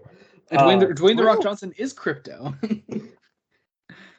Krypto the super dog. Krypto the super dog, and you just see the adorableness of a boy playing with his dog. Yes. Literally throwing a tree in the air at one point for Krypto to catch. Going good. high enough that like you see the entire United States of America. Yeah. Oh, it's so nice. And you see, Clark as Superboy, because everything's canon. So of course Clark was also Superboy. Yes. And you just have just some great stuff. This great dialogue between Ma and Pa Kent of, he can fly in space now, Martha. Oh, I keep track. If everything happens for a reason, why here? Why us? He doesn't belong on a farm. Maybe none of us do anymore. Jonathan? And then arrives a mysterious looking man. Well, not so mysterious because he's meant to look like Clark. But he also looks like a horror movie villain. A little bit, yeah. He's looked like he's meant to be. Yeah. He's drawn like in a menacing way. Yeah. I also love this next page of just Clark and Krypto hanging out on the moon together. It's so nice. There's something just joyous about the first half of this issue where you really get the feeling for a happy family and a happy childhood leading to becoming a good and happy person. Now, I remember this issue. I'm pretty sure it's the intention of this issue because it did get me when I first read it. I was under the impression that this was current Superman talking to Pa Kent. Really? I was not under the impression that this was a flashback. See, I picked up on it was a flashback really quickly, just with the way Clark is drawn. See, I don't think he's drawn that differently. It's in the way he carries himself, honestly. He hasn't started to carry himself like Clark, like the way Clark would as a distinction. And to be entirely honest, I also didn't really notice. Yeah. It took me until like a good halfway through the issue to realize that it was a flashback. But anyway, next day, this mysterious man that met up with Ma and Pa Kent has brought his working crew here to help them out on the farm for the time being. We have a man wrapped in bandages. We have a little man carrying a purple hat, a purple bowler hat. Who I was like, yes, Mr. Mitzi at Spitlick. What are you doing? At which point you could only read it in Gilbert Gottfried's voice, right? Oh yes. Do you know Mix's Spitlick, Mason? No. That might be for the best. Actually, that might be for the best. Yeah, I'm just hearing names. Yeah, so he's a fifth dimensional imp who, in the animated series, was voiced by Gilbert Gottfried. Nice. No, this is not Mix's Spitlick here, but this is another imp from the fifth dimension. So yes. Okay, got it. Anyway, we got a nice little scene here of Clark talking to Lana here. Did you know Lana Lang, Mason? No, actually, I was gonna ask. I feel like I know the name, but I don't know who she is. She was in Superman 3 when he went back to visit Kansas for the reunion, their high school reunion or whatever. Oh yes, okay. That's her. Yeah. That's Lana. Yep. Yeah, she's basically the other love interest who isn't really a love interest. But I love that in this flashback, she and Pete Ross know that Clark is Superman, know about Clark Kent and his powers, or I mean, should I say Superboy at this point? But he's also trying to hide it from them, and they don't want to talk about this. So Clark goes off, because he hears a kid talking to their mother, with his super hearing of, I saw him, it was the Kansas Superman. Ain't no such thing. But he flew away with that old man. So clearly Clark realizes, oh, these farmhands aren't farmhands. Yeah. So Clark and Krypto, again, that Krypto is used here, sit up on a grain silo and watches as the three farmhands find a man whose entire life was eaten by something called a chronivore, and sort of this is what this issue is going to be is these four Superman and Krypto fighting a chronivore. But we then get an explanation essentially for who these three are. the one that we've already met Cal Kent way back in issue 2. And we have this whole, they're part of the Superman squad. And they're basically there to to protect the space-time continuum with the unknown Superman of AD 4500. And the Superman of the fifth dimension, whose name I'm not going to attempt to say, because you shouldn't try to. You really shouldn't. You shouldn't try to. But yeah, so they're all here. They're going to go fight the Chronovore together. And for the most part, it becomes like this nice little action scene. Until the mystery Superman goes to talk to Pa Kent during the middle of the fight. Dressed in his civilian clothes with the bandages around his head. Beautiful scene here. Says, "Heck of a harvest, Mr. Kent. You boys did a fine job. I always say it's the work you put in that you get back. My wife wants us to up sticks back into Smallville. Minding the general store puts her right at the heart of business. She says, this is the end of the line for me and the farm." And then just like this moment passes, you feel a long moment pass here. Despite the fact that it's only a panel difference, Pa Kent says, he'll be okay, won't he, the boy? It all comes out right in the end. And that's all you need. It's so perfect. I adore that scene. And this whole idea is that Clark saving the universe by destroying the Chronovore, which has such a Grant Morrison design. Like, oh yeah. It's this abstract mass of limbs and teeth, and like they don't actually fit together. So I love it. But then Clark can't hear Pa's heartbeat. So he goes to save him because he can save everybody. Yeah. And Pa Kent is dead. I feel bad for making this joke right now, but he really did die in the cornfield this time, Jacob. Motherfucker. You motherfucker. Look, I've been emotionally impacted by this issue far too many times. I've read this book 3 times in my life. I can make that joke now. Yeah, but we've only both read it once. Exactly. Me and Jacob have read this once. Yeah. You're not ready for that emotional impact, you bastard. Okay, so then we cut to the funeral. And I love Clark's speech. Because it just sums up who Clark Kent is. Yeah. And just why Superman becomes the character that he does. And then we go to after the funeral, sometime later, and Clark is heading out to Metropolis. He's going to be a journalist out there. And he feels really bad. He's broken up specifically because he never actually got the chance to say goodbye to Pa Kent. And we then go over to the 3 other Supermen as they're about to leave this time period. And the mystery Superman takes off his bandages, and it is our Clark Kent. I'm curious, did that twist hit? Like, was that a surprise to you guys? Oh, it hit me. And looking back on this, something else hits me that I didn't expect. On who the gold Superman is in this scene. Yeah, I was gonna bring that up, and I like one more, but yeah, go first. Yeah, I'm not gonna say it. I'll bring it up right at the very end. But it's Superman at the end.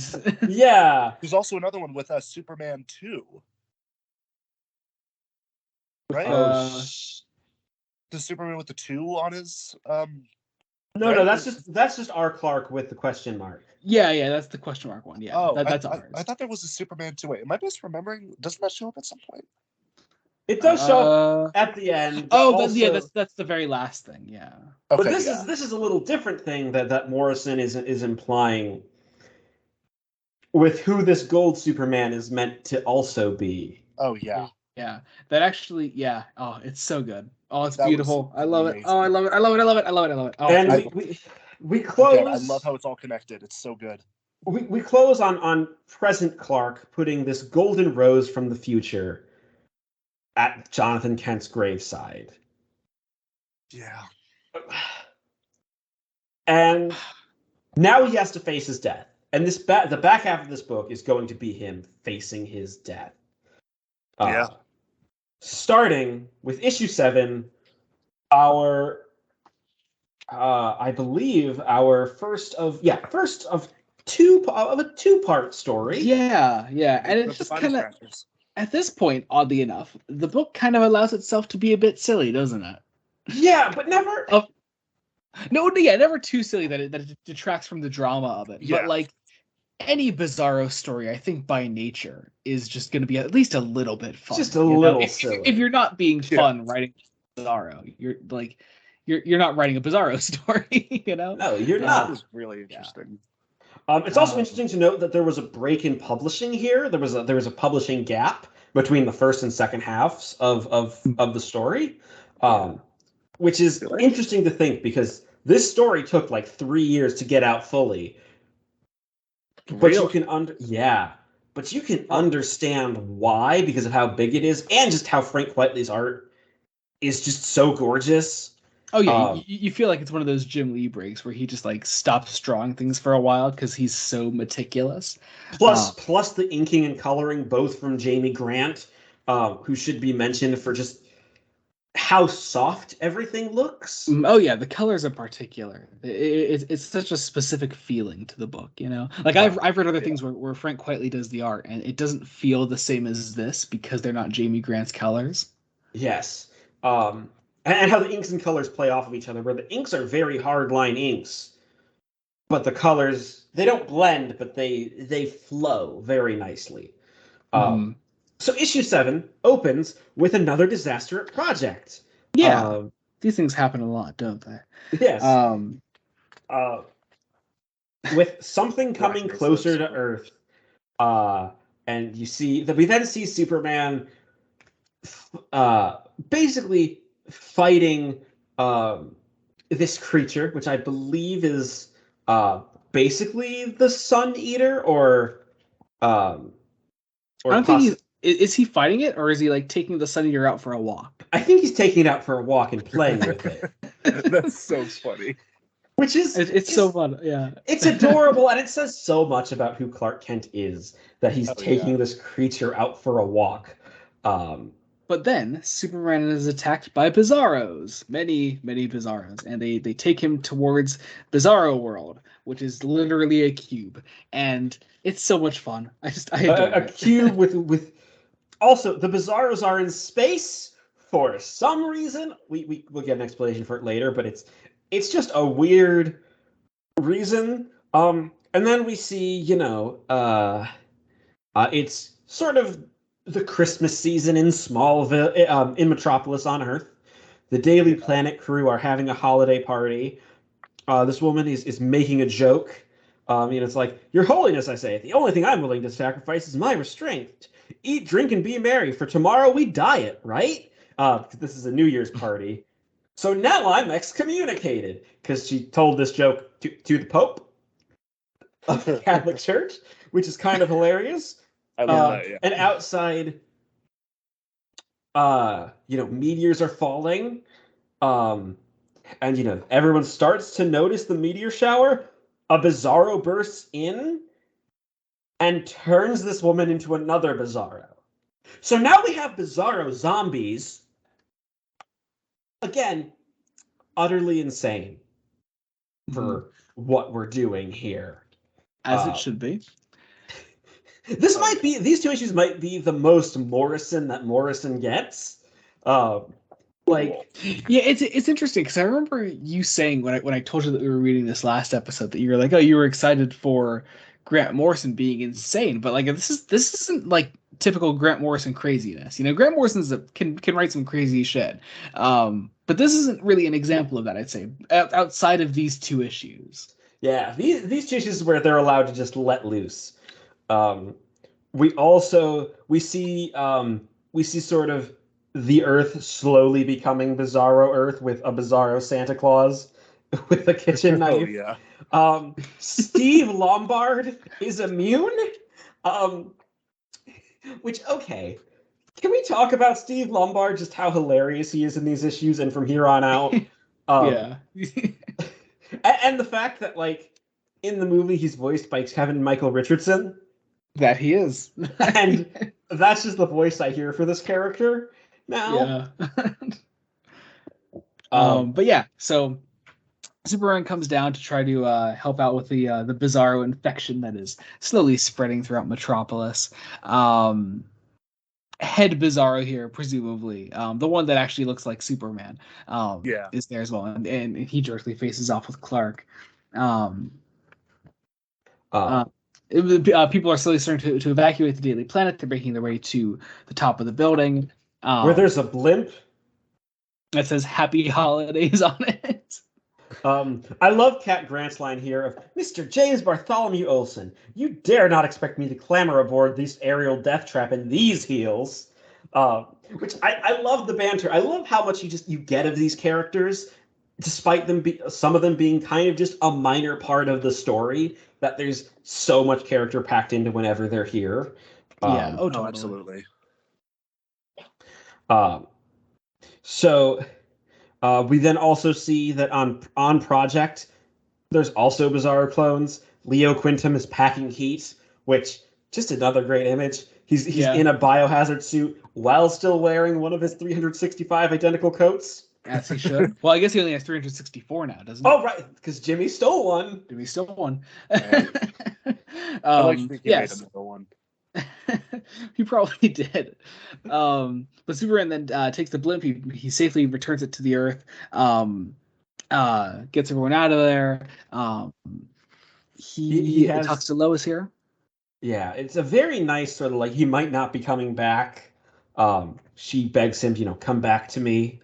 As I will, as soon as I've knocked some sense into that planet up there, Lois. The formula for an experimental Bizarro repellent is right here on this card. I plan to give it to you. Merry Christmas. Godspeed, Superman. So he goes and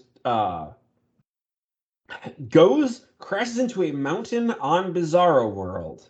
We get the titles, which feel like a disaster movie. And the rest, the sort of cliffhanger tag of this issue is that his powers are gone. He asks them to, retreat to the Underverse and bother Earth again, basically telling them to, stop bothering Earth, go back where you are. Once again, wanting to solve the situation peacefully. Because he rarely uses his fists throughout this entire story, and I think that's when he does, it's completely justified.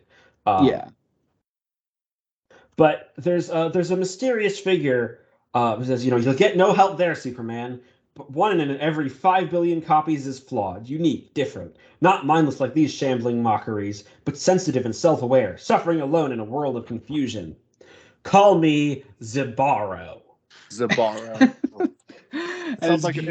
really sounds like a barbecue restaurant. It does. Oh my god. And then the cover of the next issue is just so funny. It's it's this Jor-El copy looking at these really lazy plans to build a rocket as Bizarro tries to light a fuse beneath Superman tied to this rocket. It's so perfect. Powered by fireworks. As this issue is titled "Us Do Opposite," I adore it. I just fucking adore it. It's so good. So we go to issue 8 now. Pick up exactly where we left off. We have met Zibaro, and Zibaro we see is just kind of annoyed by his existence among the other Bizarros. Yeah. He is the only intelligent one here among them. He feels like an outcast. Which is intentionally, I believe, a reflection on who Clark is in terms of the rest of humanity. This is basically a Clark Kent stuck in a world that can't understand him and connect with him because there really wasn't that social structure of growing up. He's a construct essentially of Clark's memory imprint, as I think all of these Bizarros are, as well as the Earth's memory imprint. We're dealing with some very high concept, weird Grant Morrison ideas that I love. And Zibaro has kind of made himself a king. Yeah. But also, there is a Bizarro Jarrell here, or as he is called, Laraj. Laraj? I forgot about Laraj. It's so fucking funny. I love it. Oh my god! Like you have to have fun with these Bizarro stories. Like it's I adore it. It's so fun. good. Yeah, we're still saying something really heartfelt. Oh yeah. Yeah. I mean, just Zibaro by nature, but like just what he is as a character. Yeah, it's sorry. You go ahead, Mason. I was just gonna say, like the conversations that Clark and Zibaro have with each other as they're like trying to figure out like how to get at first both of them, but then eventually just like Clark out of there. Like it's so interesting. Like I could read or listen or watch so many hours of just them talking to each other because it's genuinely really interesting. Yeah. Yeah, it's fascinating. So we go over to Project here. Lois is talking to Quintum. And through all this, Quintum accidentally lets it slip that that Superman is slowly dying, and so now Lois knows about this. And okay, what I absolutely love here is that this could have been a surprise. Quintum isn't all what he seems, and it isn't. But it is just a genuine mistake from Quintum. Yeah, that he's like, oh, I'm genuinely sorry.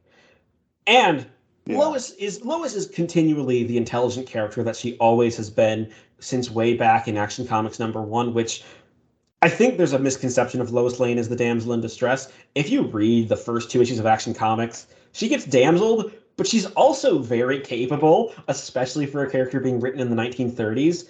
And like even here, she then works out, oh shit, Lex Luthor has done something and is killing Superman. Like she works out what we already know, just using her intelligence, and I love it. Yeah. Lois, like this is the best I've ever seen Lois Lane personally.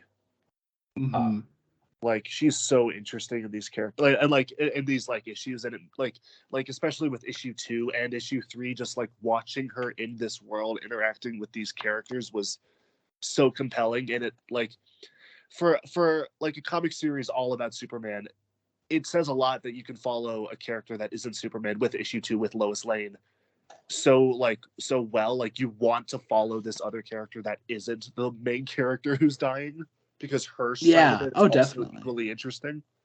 Yeah, and it somehow straddles the line that it doesn't take away from the Superman is dying plotline at all. Like not at all. It's just beautifully crafted storytelling. Yeah, I love it. It's so good. Seriously, read this comic, you guys. I know some of you probably skipped the spoiler warning. Genuinely read it. It's really good. Yeah. Like we cannot do it justice by what we're doing. Truly, this is something that has to be experienced. But we also just see. I love how Superman is just the optimist of there's going to find a way to get out of this situation. I am going to make these Bizarros understand technology. So he, at first, like he's like trying to like say like, this is how we all get what we want. I can't do this without you. I don't have time. And they all start like getting scared of him because he's like, he's speaking normally. But then he gets an idea. He's like, he was like, you're right, Zibaro, this isn't working. But maybe he starts screaming after them. He's like, no, wait, no, listen to me. Me am no want, you am listen. And it gets their attention. So this beautiful speech then. And while I was reading this, I was trying to translate it back into regular English. It's hard to do sometimes. Yes. Yeah.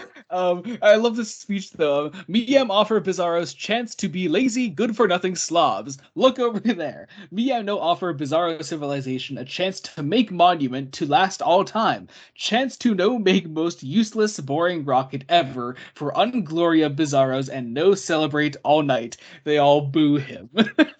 It's fucking perfect. I feel bad for Mason. By this point, you at least understood the opposite bit of the plot, right? Oh yeah, again, I played Lego Batman 3. I knew that there was like an opposite thing, but like, oh my god, it was a lot. Like full paragraphs of just everything being the opposite of what it's supposed to mean. It got rough. So good. It's so good. I think Morrison is just testing everyone's patience to see how he can do this. I was looking at it again. I love this line. Me am no say you all know work to no build rocket. Sit and wait for all night. Rocket am totally non-constructive waste of time. And Zabaro spent how much time with these people? I understand why he wants to leave. Right? Because Zabaro is portrayed as like genuinely just depressed. Like he has no existence here. But then we get again as if like the Bizarro plotline couldn't get any funnier. They introduced the Bizarro Justice League. Yeah. After seeing the version of the national anthem, Bizarroified. Yes.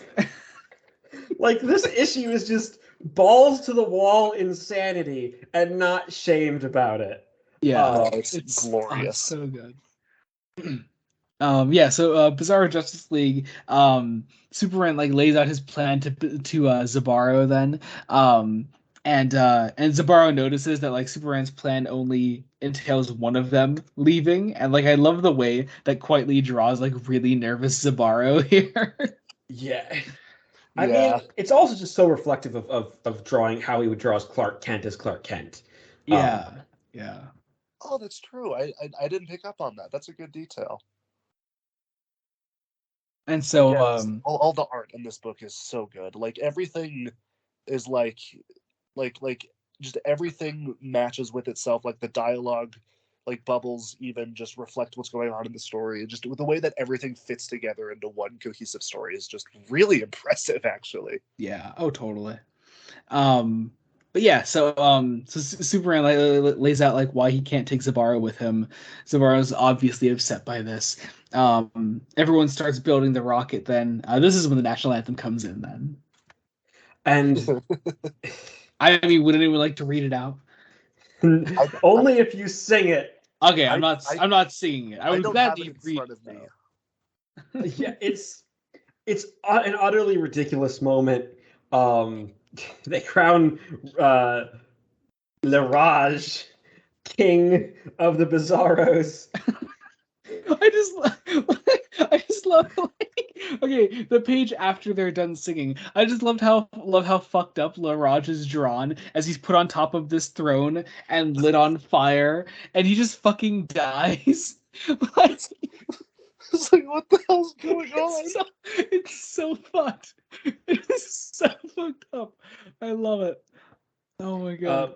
And we have this great final dialogue between Superman and Zabaro, where he calls Zabaro a friend, and that, Well, and this whole time Superman's like slowly dying because the Bizarros aren't actually doing what they need him to do, what he needs them to do. Yeah. And so Zabaro, what Zabaro was planning to do is he's planning to hijack the rocket for himself, but he decides, to let Superman go in the end. So he lets Superman go. Superman is sent away. They the Bizarros wish him farewell by saying hello and bad riddance. Hello and bad riddance, of course. Which is just this perfect cap on this issue. We get another nice scene where Quintum apologizes to Lois again. And then a great last page where Zabaro's just waving goodbye to his only hope.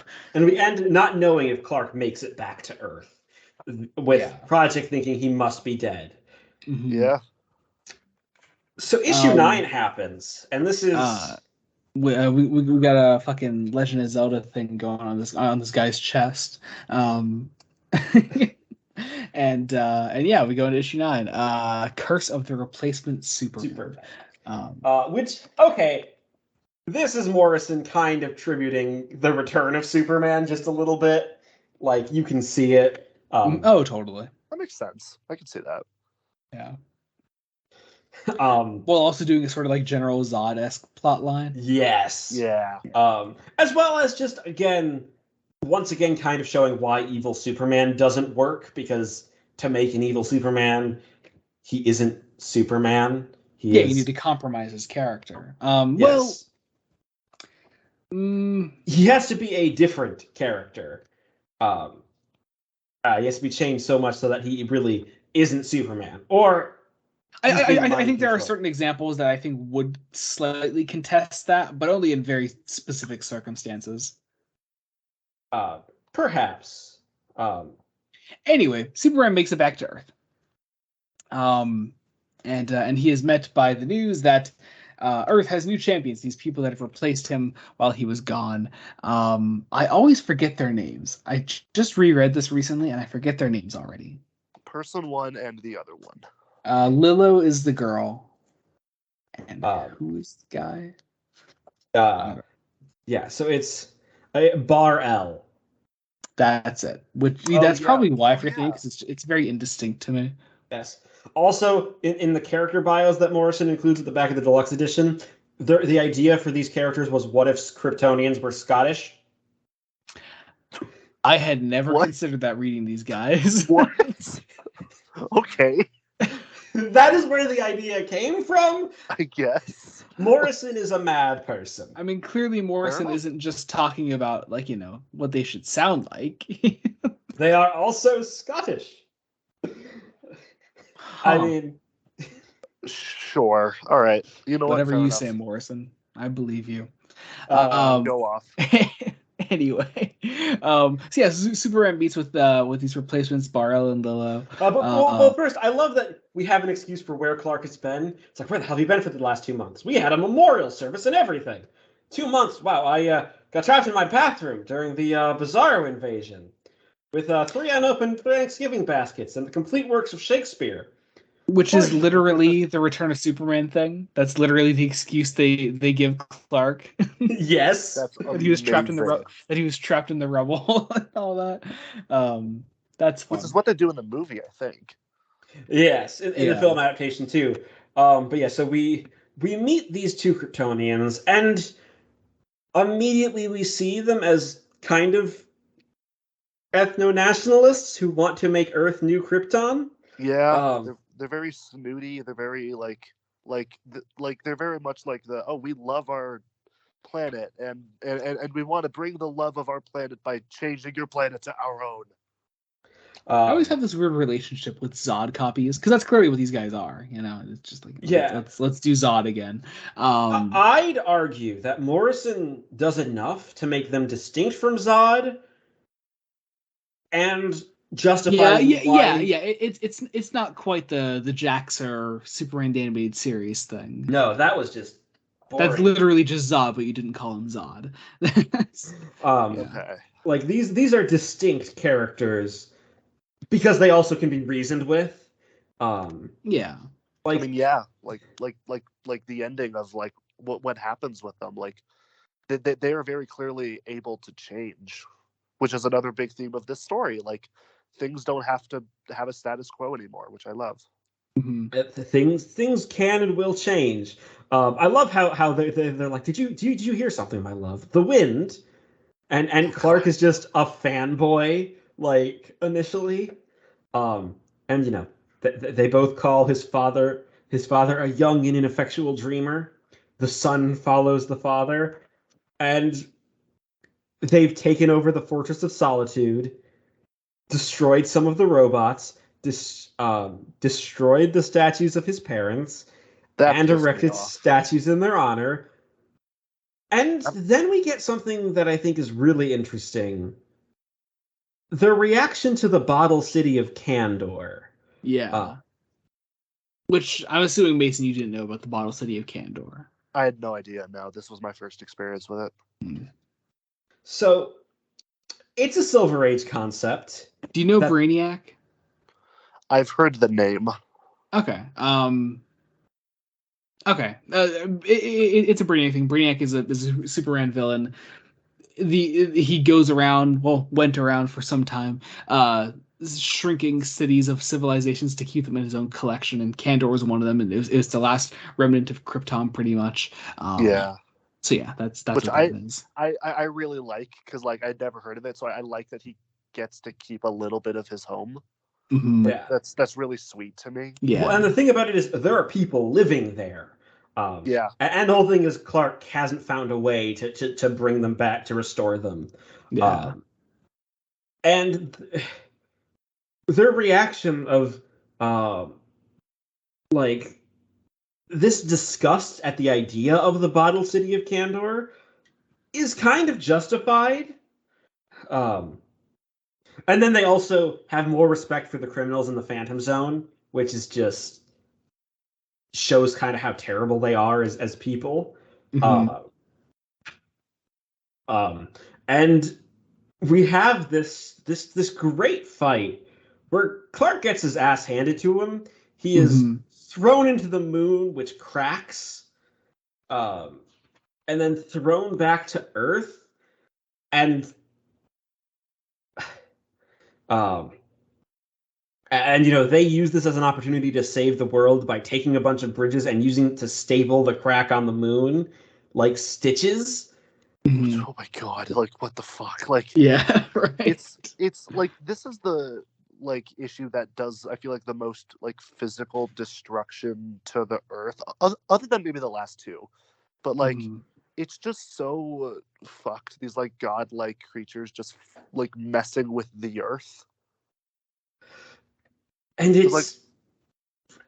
it's kind of terrifying because you see the Earth basically being converted to a new Krypton. Like you then see Jimmy adopting Kryptonian style. Clark coming in still with a nosebleed. Steve setting his ass on fire. Yeah, it's good to have you back, Clark. And then Steve getting his hairpiece set on fire. All while, our two Kryptonian villains just unmask Superman for who he is. Yet Clark still gets away with it. Yeah, as he always does. Yeah, so they like find Clark at the Daily Planet. Clark slips away, becomes Superman, fights them off. They realize that their powers are slowly weakening here, because they've been in their less shielded spaceship. Because the idea is that these are the first astronauts to ever have left Krypton. So of course, because of the way technology advancement works, any future rockets will arrive at the destination before that initial rocket. That they pass through basically the destruction of Krypton on their way there. And the kryptonite is now affecting them and cannibalizing their cells. And this is what makes them have an epiphany. We get like one of the most fucked up moments in the comic. I think just the way it's drawn mostly, where Bar-El goes blind, and I just the way he's drawn, he screams at Lila, "Why can't I see you?" in this like completely black panel. Like, oh, so good, really striking. I love this moment because it feels like they reverse engineer what makes like Superman, because I think the big key difference at first was that like Superman had humility because like he grew up as Clark Kent, not as Superman, really.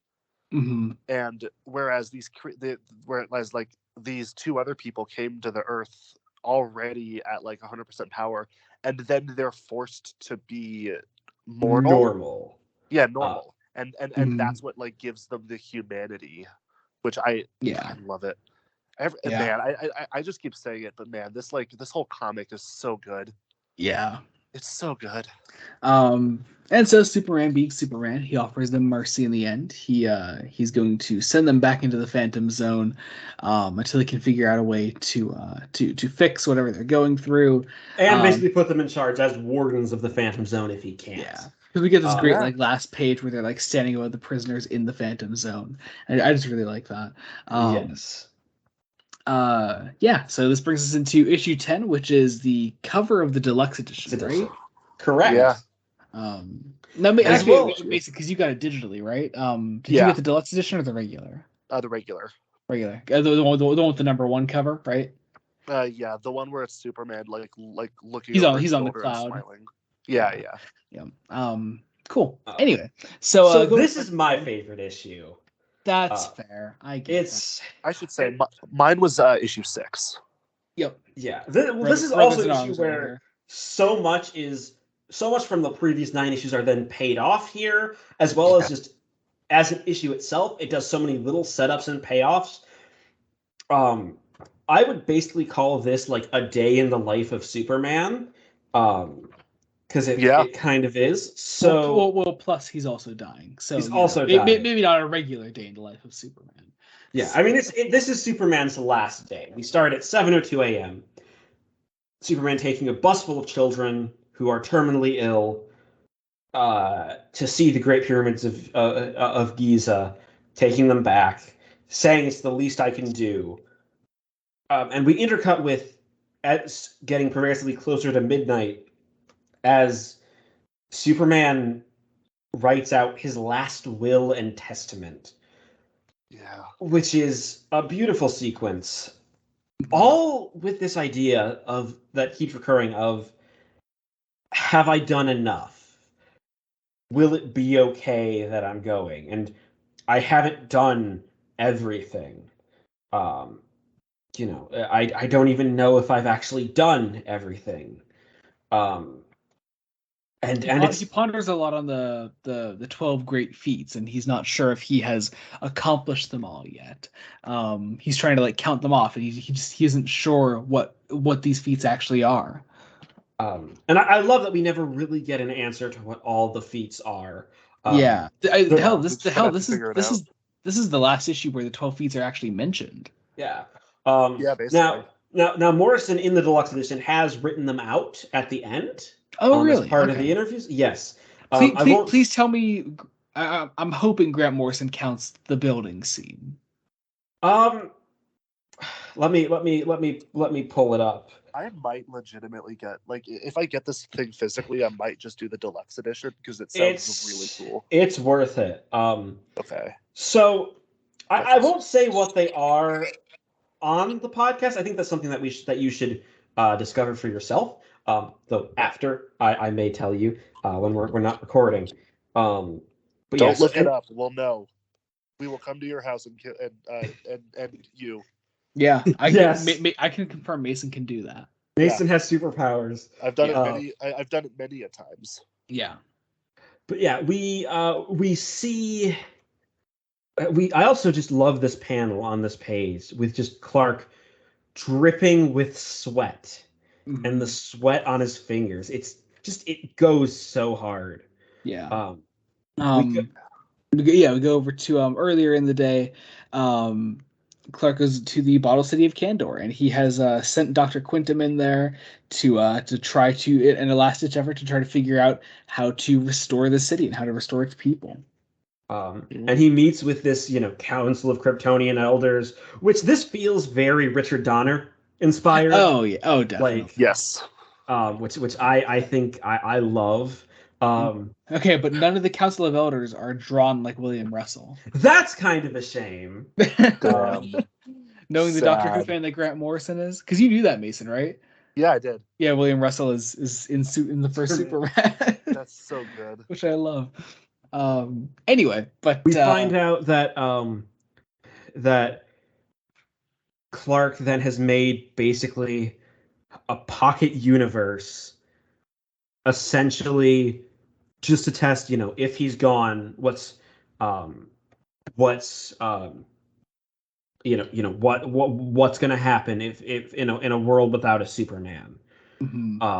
He then stops a train where there's a doctor on it who got held up and is talking to a patient trying to head to their apartment. And he then, finds that, at a site there was a time capsule from the future buried in the past that's lead lined.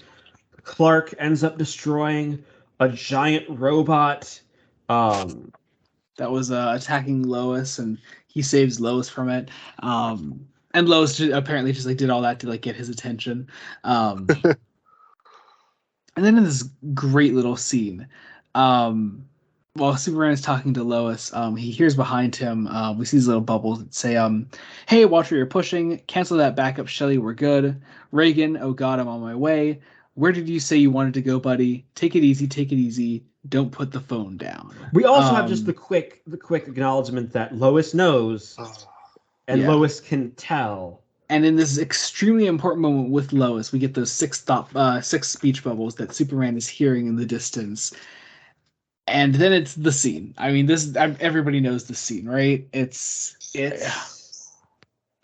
I mean, yeah, because it's a perfect scene and it's a page long, and importantly, it's a footnote in this larger sprawling epic that this character that we haven't seen before is attempting to take their life. Oh my god, yeah. Superman appears behind them. Your doctor really did get held up, Reagan. It's never as bad as it seems. You're much stronger than you think you are. Trust me. He embraces her. That's it. That is a page, a footnote in this entire thing. And it kind of, in context, brought me to tears. I mean, I was in tears throughout most of this issue because this is powerful. Yeah, it's so strong. It's so and much. This is the scene I was asking about. Is this counted as one of the 12 feats? Interestingly, it isn't. Huh. That is interesting. I will say, like, this is the one scene that I had known about because it's shared around a lot, like on social media. And I didn't know that this is where it was from. Yeah. So when it popped up, I was really surprised. To go back, way back to our non-spoiler sections. Hi, Ian, if you're listening. This single page summarizes why you should care about Superman. And also, Ian, if you are listening, Jacob didn't mean that maliciously. I didn't. Jacob could just sound like a dick sometimes. I can, and I didn't mean to. No. We are being malicious. How dare you? Mason, no! I'm joking. I'm sorry. But yeah.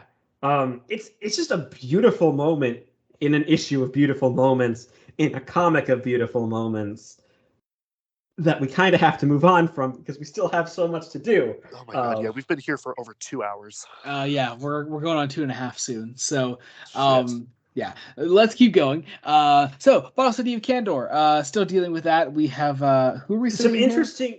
Basically, the first it's interesting debates about like, well, we might end up dying if we could, really get out of the bottle. It might be better to stay. And some of them have apparently had their minds made up. The idea is that it was that Quentin put a petition to the Kandorians, basically to save the city and deal with the fact that Superman is dying.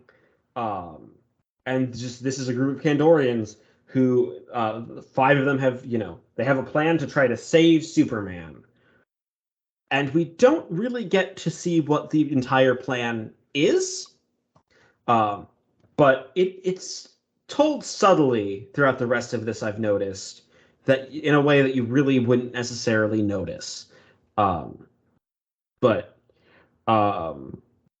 moving on from that, we see Superman replacing all of the bridges from the moon. We see the Earth that he's created developing throughout time. We see him reading his own DNA sequence and then visiting Luthor for one final time. Yeah. Where Luthor's reading a book about how to mix the perfect cocktail, which is a detail I picked up on because I was curious, like, what? It's such a weird detail that I'm like, this has to mean something. Mm-hmm. So you picked up on that before you even read issue 11. Yeah, I picked up on that was going to be an important detail somehow. Because throughout all of this, in the back of my mind is like my brain, I was like, okay, what's Luthor actually planning? What's he doing? He's not just doing these random things. Here's the interesting thing, because this book has completely revolved when concerning Lex. This book is revolved around how human Lex is and how his fear of Superman is what causes him to act the way he does. And Lex, being as human as he does, for some reason, is not frightened at all of death. Yeah, and that is because he does not think he's actually going to die. More on that next issue, of course. But I just think that's an important little note here. But Superman comes to visit him. He gives this little speech. He says, I'm dying. The world is yours, at least for the 3 weeks you have left before they execute you. 3 weeks, Lex, I challenge you. All those things you always said you would have done to benefit humanity if I hadn't been in your way.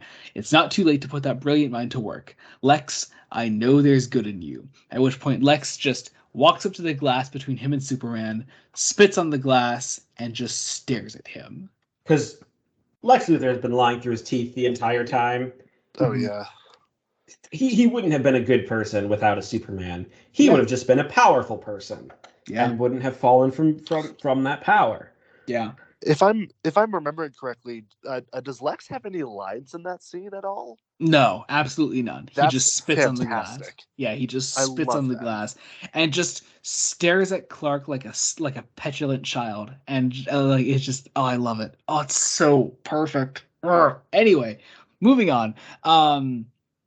Superman continuing his last will and testament here, of course. Or actually, no, this is him preparing for it. Actually, who's he talking to here? This is a future Superman of the 24th century, who doesn't know English, which I think is an interesting detail, using this sort of evolved English that's kind of simplified. I love that. And we get this idea, basically of that gets this idea of Clark's mind of creating some sort of solar intelligence system, which might be able to, possibly save him for his 8th challenge, which is on the way. Have we brought up the Earth Q stuff yet? I have, that he's created this very Q verse, and it's been we just see it advancing essentially.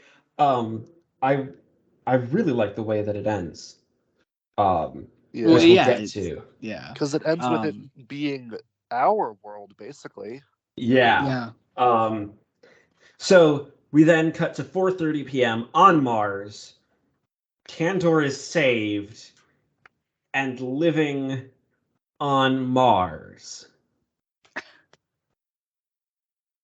which couldn't happen, like, scientifically, but it works so well here. Yeah. And the scene between Clark and Quintum here ends with Superman like giving him the actual key to Superman and Krypton's survival, which is these 2 little vials with like yellow liquid in it, one with a Superman symbol on it and one with a Superwoman symbol on it. Then we go further into just like Superman saying goodbye to everyone. He even goes to that same children's hospital that he was at the beginning and says like he might not be able to make it next week. But don't worry, you'll all be going home long before that, because he's cured cancer. Which also, hell yeah, another Superman Doomsday reference. Yes. Have you cured cancer yet, Kal-El? I have a quick question. Do we know like the timeline of this like series? Like how long is it like supposed to be? I don't know. I mean, I think about a year, technically. That's what I thought, but I wasn't sure. Like a year-ish, though not like each issue is a month. It's about a year-ish that he basically has a year to live. Before we end, we get our title page where we see on Earth Q. I really think this is it. 3rd time lucky. This is the one. And it's the image of the first sketch of Superman, implying that he has created himself in the minds of Jerry Siegel and Joe Shuster. Which, okay, you wanted Insane Grant Morrison, there's Insane Grant Morrison. Fuck yeah. He incepted himself. And so Superman ends his last will and testament, saying, and to Clark Kent, the mild mannered reporter who never let me forget how it feels to be a downtrodden ordinary man, I leave the headline of the century. Superman Dead by Clark Kent, discovered by Lois Lane. And you think that could be where we end? That could be the end. Yeah, it really could be. Yeah. But then issue 11 comes in, and it's called Red Sunday. Not Red Sunday, not Sunday the day of the week, but Red Sun Day. Which is a nice little pun. But yeah, so we open the issue strong. Lex is about to be fucking executed. And they switch on the chair. He's annoyed that Superman doesn't show up for his execution. Yeah. So, Lex is fried. He sits there for a few panels, gets back up, says that the last cocktail that he was allowed to mix contained a hidden pre-programmed shape-shifting molecule I designed. I just drank a 24-hour superpower serum, and that'll be Mr. Luthor to you. Then he fries everybody in the room and fucking breaks out. It's great. It's a really great evil scene. This is where I imagine he also steals 40 cakes. Yes. He takes 40 cakes. Yes. That's as much as 4 10s, and that's terrible. Mason, please tell me you know that. No. Oh no! Oh no! So there's this thing called the Super Dictionary, which was like a dictionary for children DC published in like the 70s. And for the entry for 40 was Lex Luthor took 40 cakes. He took 40 cakes. That's as much as 4 10s. And that's terrible. What? Why? It's so good. It's perfect. What is this? You don't question it. It's all right, perfect. fair enough. You're right. It's just reality. We see basically the last couple of things Superman is doing as he is genuinely drawn as he's dying. He is,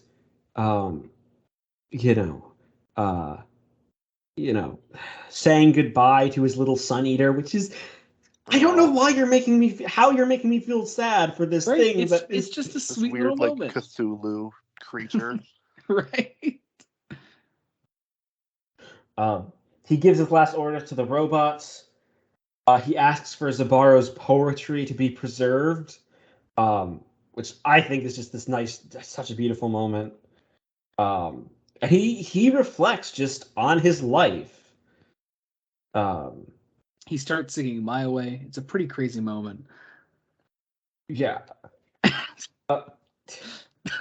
Yeah. Basically, I didn't connect that he was singing "My Way." I'm joking. Okay, good. I'm like, I don't think those are lyrics to "My Way." That's why. Okay, so I'll be honest. I was completely silent because I had no idea what you were talking about. I was just hoping more people would say more words. I was like, "What the hell does this mean?" It's just a joke. Okay. Yeah, but he's saying goodbye. He believes there is, must be a way. And then we see Luthor escaping and meeting up with his niece, who is just a great character. I love Nostalgia. I think she's so fucking funny. Like, she's like, I don't know. Uncle Lex, can I have superpowers? When I can trust you with the car. Yeah, well, I can trust you with the keys to the family car. This is the ultimate high, sweetheart. And I love this image of just Lex drinking it in. Mm-hmm. Because Morrison is already setting up how Lex is going to fail, like very subtly, just because he's sort of spiraling. Yeah. Yeah. He gives Nostalgia a psychic cap that will basically control like tanks and things. Mm-hmm. Because of course it is. Superman leaves the Earth to face the tyrant sun. And he has the Fortress of Solitude sealed. He takes all of the fortress's robots, security robots, out with him to go take on the tyrant sun. On their own accord, they're like, "No, sir, we're gonna like go into battle with you," which I think is really cool. Yeah. I just love the way the tyrant sun is drawn almost like a character too. Like it has a personality in the way it's drawn. It's somehow it's trying to portray a Lovecraftian eldritch horror really well as something in the physical, just like the Chronovore was earlier, way back in issue 6. Yeah. Like it goes into like computer programming speak at one point.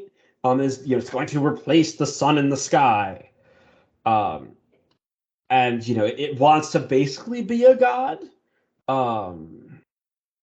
We also find out that Robot 7 must atone, because this is where we find out that Luthor got the cocktail information because way back in issue 2, Robot 7's malfunction was Lex Luthor using Solaris to infiltrate the Fortress of Solitude and steal the formula. So Lex Luthor becomes Plankton. My God. No, I mean that doesn't. Okay, Jacob, you worded it like son that. Of a bitch. You worded it like that. How else? What other joke could I make in that moment? See, it doesn't quite work because I can't imagine the voice actor for Plankton as Lex Luthor. You're telling me Lex Luthor steals the secret formula. Come on, Jacob. To Superman's DNA, yes. Yeah, the secret formula. Anyway, so. God damn it. Okay, we're taking these last two issues very seriously. Yes, so, of course, yes. So, Serious. Yeah. So obviously, I mean, the obvious conclusion to this is, of course, we have a Sun Eater, perfectly set up many issues ago. We've the tyrant's son, which is Godspeed, little Sun Eater. And it kills the Sun Eater, and you can just see Clark's rage at like this pet being killed. So Meanwhile, sad. all while shit is going sideways on Earth, the sun was red. Lois and Jimmy are trying to get to the center of it. They then get confronted by Nastalia in her tank with a positronic cannon. And I imagined her as a Valley Girl at this point. Oh, totally. Oh, she's gotta be. Yeah. Oh, you two are so post-mortem. It's so good. Yeah. So Superman coming back down to Earth, bringing the Sun Eater with him.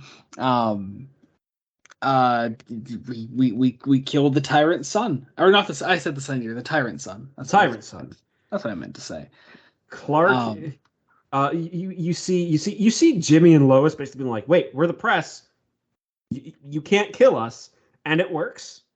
They basically flatter her. It's like, today's the first day of a new world, a world without him, a world without Superman.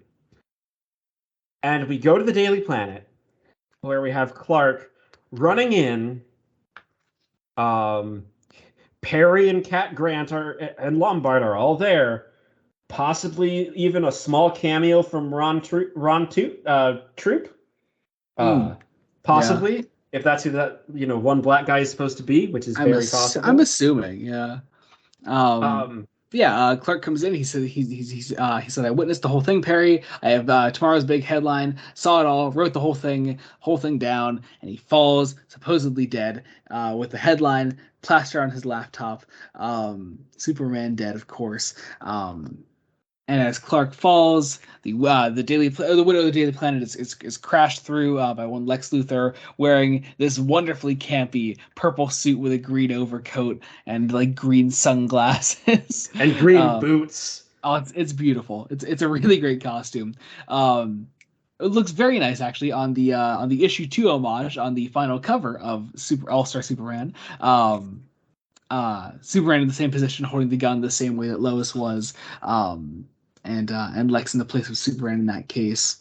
I really do love like the campy Lex costume. It's really nice. And so we're going into the final issue. Yeah. This is it. And we open with a scene that's had it's had part of its dialogue taken from Man of Steel. Yeah. They do the dialogue in Man of Steel. Is you're talking about the people of Earth and ideal to strive toward that whole thing? Yes. Yeah.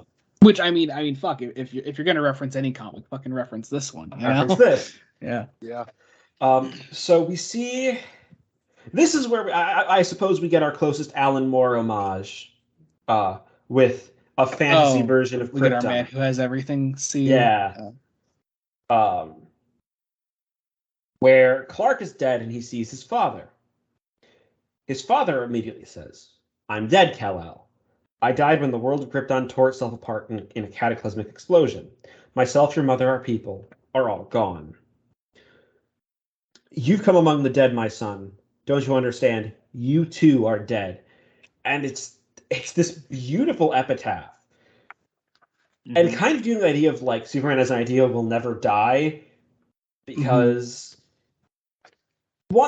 there's this idea and it's very Grant Morrison doing weird meta stuff, is that that Kal-El's consciousness cannot die.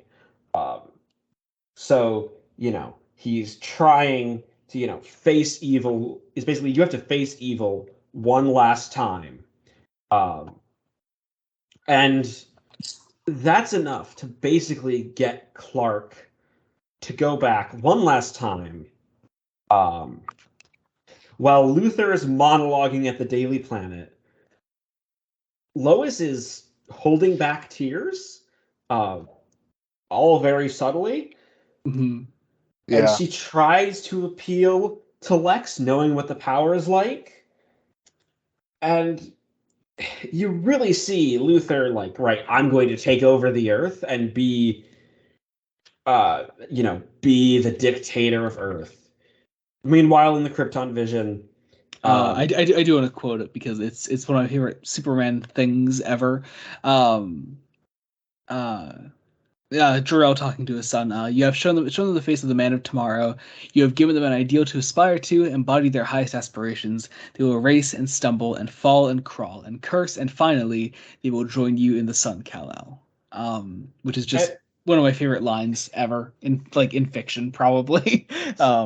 That and the Man of Steel version, that is. Interestingly, while Morrison doesn't quite spell it out, the idea of Clark going into the sun, as he will later, and dying, he doesn't actually die, because you see him in the far how he gets out of it when he becomes a being of pure solar energy and a Superman of the future, way back in issue 6. Oh man, I loved rereading issue 6 after having finished the whole series. It was just so many little things. Yeah, it's so good.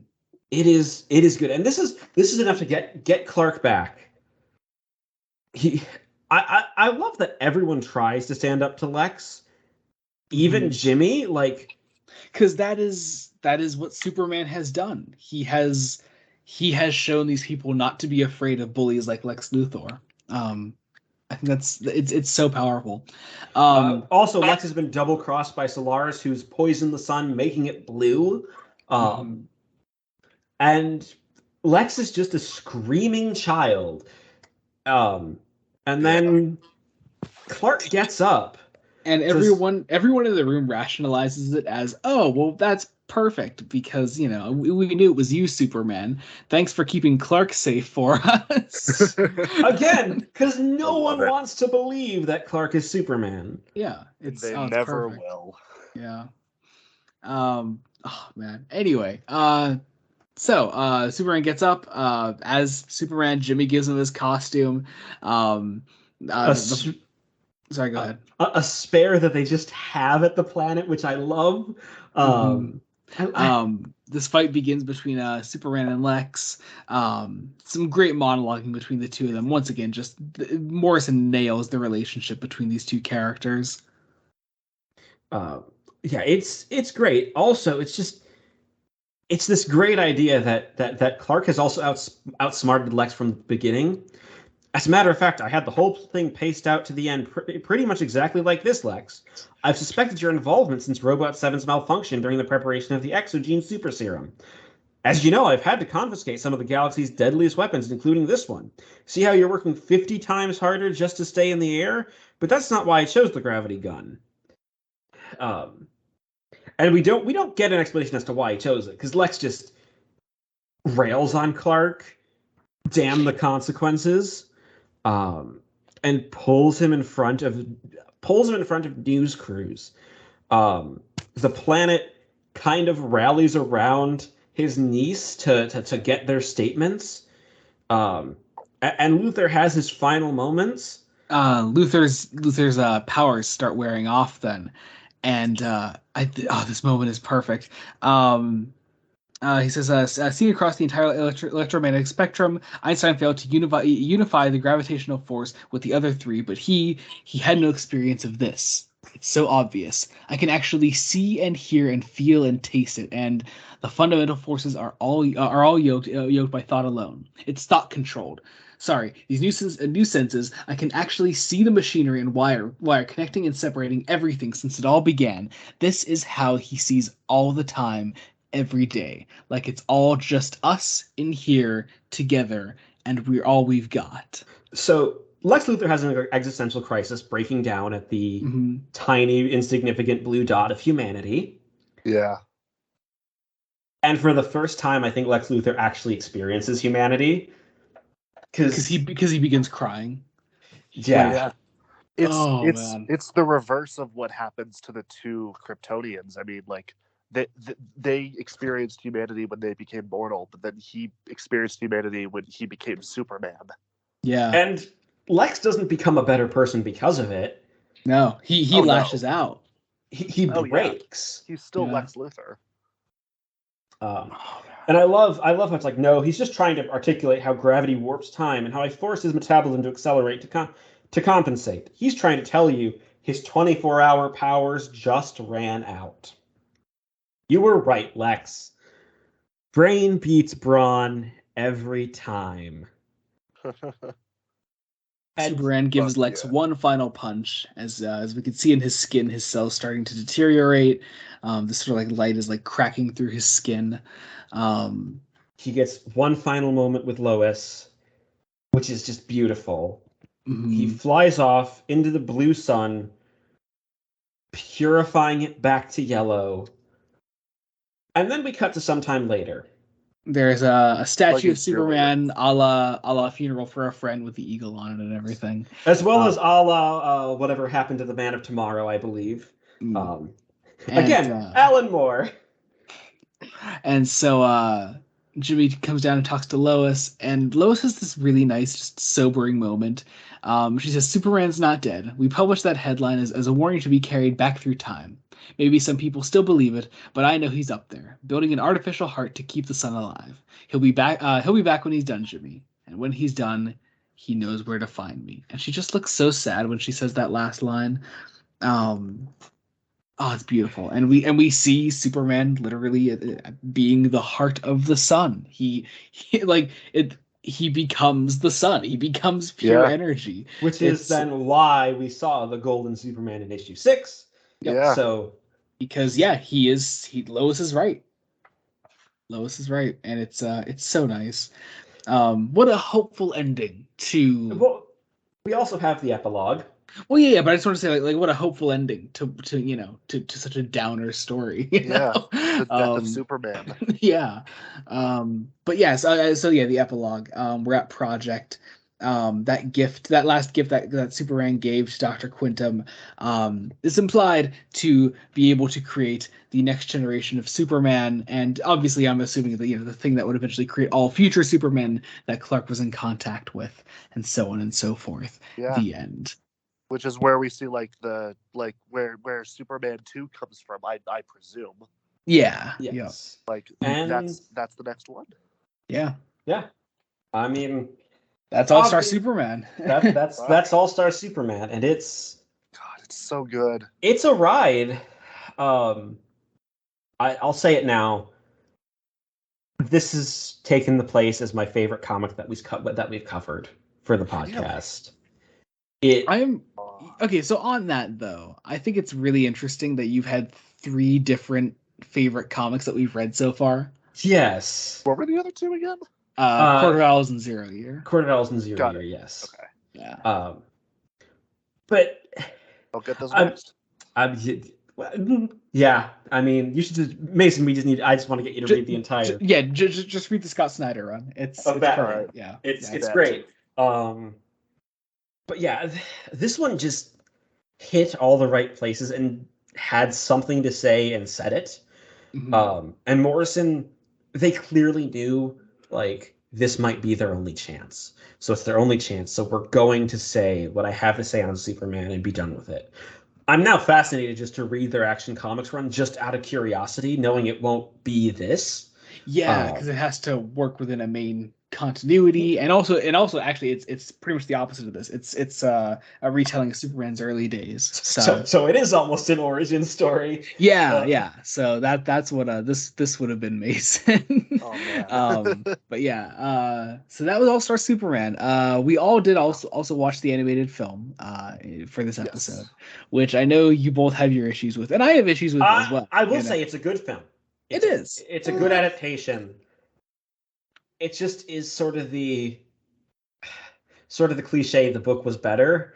Yeah, but also like the parts that it does adapt, they adapt very straight. Like they don't deviate. The issues that they keep in there are just the issues as you read them. The big ones they cut are the Jimmy Olsen one, the two Bizarro issues, and Funeral in Smallville. I think that's all. Yes, of them, right? They do kind of allude to bits of Funeral in Smallville with some scenes. Yeah. But I just want because there is a scene where he is at Hawkhead's grave, I believe. Yes. So they're all there. I'd also say it's very weird after reading it because this one has Morrison's voices for the characters are so strong. That's occasionally with the casting of the film, mainly being not bringing back any DC AU actors or anything. It doesn't always quite line up with what I'm hearing in my head, which kind of I think the voice cast really works for what they're all great. Alexis Denisov as Leo Quintum is a great choice. Yeah. Linda Cardellini is in it as Nastalia, and she's different than how I pictured the voice, but also still so great. Yeah, totally. And occasionally the CG is a bit wonky because it was early 2010s. Yeah, it's 2011, I believe. Yeah. I will say what it does amazingly. It's one of the few animated movies that directly tries to emulate the art style of Frank Quitely. That is true. Yeah, it's really good at being a representation of the story.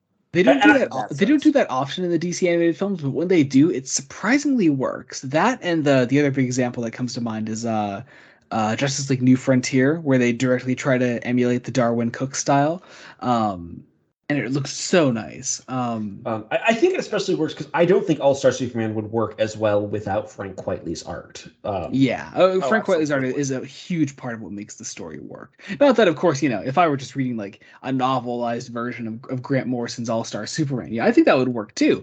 But like Frank Quitely's art is such a huge part of why I love this story. Yes. So like. Here, I'll say a bit about the movie. Like, I wasn't the biggest fan of it. Like, I thought it was really weirdly paced. Like, I felt like I was watching, it felt like I watched 5 episodes of a TV show just back to back. Which is why, like, this is a comic run that I don't necessarily understand a movie adaptation, really. Because it feels very well, like, set up as, like, a mini series or like even a movie, but just a much longer movie because the movie is like 76 minutes. I do not think that is, and that is just the standard length for DC animated films. I don't think they're allowed to be much longer than that. That annoys me. Yeah, I agree. Yeah. I agree. And there are certain cases where it really works. Like Under the Red Hood is a pretty perfect adaptation. Okay, that's good. But they did 2 films for Dark Knight Returns, and that's also a perfect adaptation. They could have done that for this too, I think. And Dark Knight Returns is quite a bit shorter than All Star Superman. Yeah. I think they could have split this into 2 movies, but that also is assuming that there's as much interest in All Star Superman as there is in Frank Miller's Dark Knight Returns. Which Hopefully, is interesting. I still would love to see Dirk Maggs adapt this for audio. I think Maggs could do such a good job with it. We begin the campaign now. It can happen. If we complain enough, it can happen. Hashtag let Dirk Maggs adapt more comics to audio. That's a pretty long hashtag. That's not going to catch on. Make it longer. allow Dirk Maggs to adapt All-Star Superman by Grant Morrison and also any other comic he pleases. Because he already did a great job with The Sandman. Let him do more. And he also did, The Death of Superman and Nightfall, and Batman Nightfall, and vaguely like apparently John Byrne's Man of Steel miniseries plus some of John Byrne's run. Like, he apparently did a lot. I haven't heard many of them. Also, the Sandman. Yeah, seriously, listen to the Sandman Audible. Like, yeah, and perfect. No, that's a hashtag. That yeah, listen to Sandman Audible. All of that. All of that. But yeah, like like last thing on the movie, I'll just say, like, for me, there was very little in the movie that was independently great. Like, most of what I liked about the movie was what I liked about the comic. Yeah. So to me, it almost felt a little unnecessary, but like, I'm not used to DC. Like, one, I'm not used to DC comics, and I'm not used to DC animated movies. So I'm not sure if that's like a almost shield that's between me and like really enjoying it. But for me, the movie just felt a little like it wasn't needed because the comic was already, in my opinion, the best version of the story. Some of it is also the fact that some people just don't read comics, which go pick them up. They're fun and great, and yeah, you can get them very easily. That's. But yeah, I guess let's start wrapping this up. This is actually going to end up being under 3 hours if we are succinct. If we are succinct, talk really slowly. So seriously, this has been a really great episode, Mason. I was really happy to have you back on the podcast. I would love to have you on many more episodes in the future. So Joey, we need to lock him in for another guest appearance. You say that as if I haven't already looked at the Google Sheets list of upcoming episodes. Just give me a reading assignment and I'll be there. I fucking will. So yeah, seriously, thank you so much for being on. I really hope you enjoyed your first proper comic. I did. I'm assuming you did, considering we talked for nearly 3 hours about it. Oh, so like seriously, like I could go on about this for so much longer. Like I want to reread it. Like we talked about the story for almost 3 hours, and I still want to reread it. Yeah, right. Like there's still so much more that you can get from it. Yeah, it's brilliant. Jacob, I'm glad you liked this as much as you did. We've read quite a few really great comics on this podcast, and the fact that this is topped the list has really fascinated me, I think. So yeah, I guess without further ado, let's tell you what episode 35 is. Should we have include the guesses? Our idea for guesses? Well, yeah, guesses. So we're gonna have another guest on the next episode. It is a fairly standalone book, but it is also tying into something we've done before. Okay. I told you that it's a pretty unique case in compared to things we've read before. What else can I say about it? Okay, it's by a writer we've read from before. I thought that was going to be it. It's by a writer. It's by a writer. It's by a writer that we've read before. We have not read anything by the artist yet, though. Oh, okay. And I think that's about all the hints I'm going to give. So, and then are we going to let Mason also have just a random guess? Yeah. I don't know anything about DC Comics. I can't even make a joke guess because I don't know what's funny. Like, I don't see know. See the first thing that comes to your mind, Mason. Old Man Logan. There you go. Which is a Marvel comic, of course. It's fine. That's all you need. Jacob, I want to know what you think this is going to be, because you're definitely going to be wrong. So, interesting. Can I at least try to guess who I think the author might be? Sure. Is the author Geoff Johns? Are you confident in that guess? Not really. Not really. What are these mind games? You know what's really funny though? You're right. Okay. It is Geoff Johns. So, are we kind of continuing Geoff Johns' Justice League then? Okay, you're onto something. Something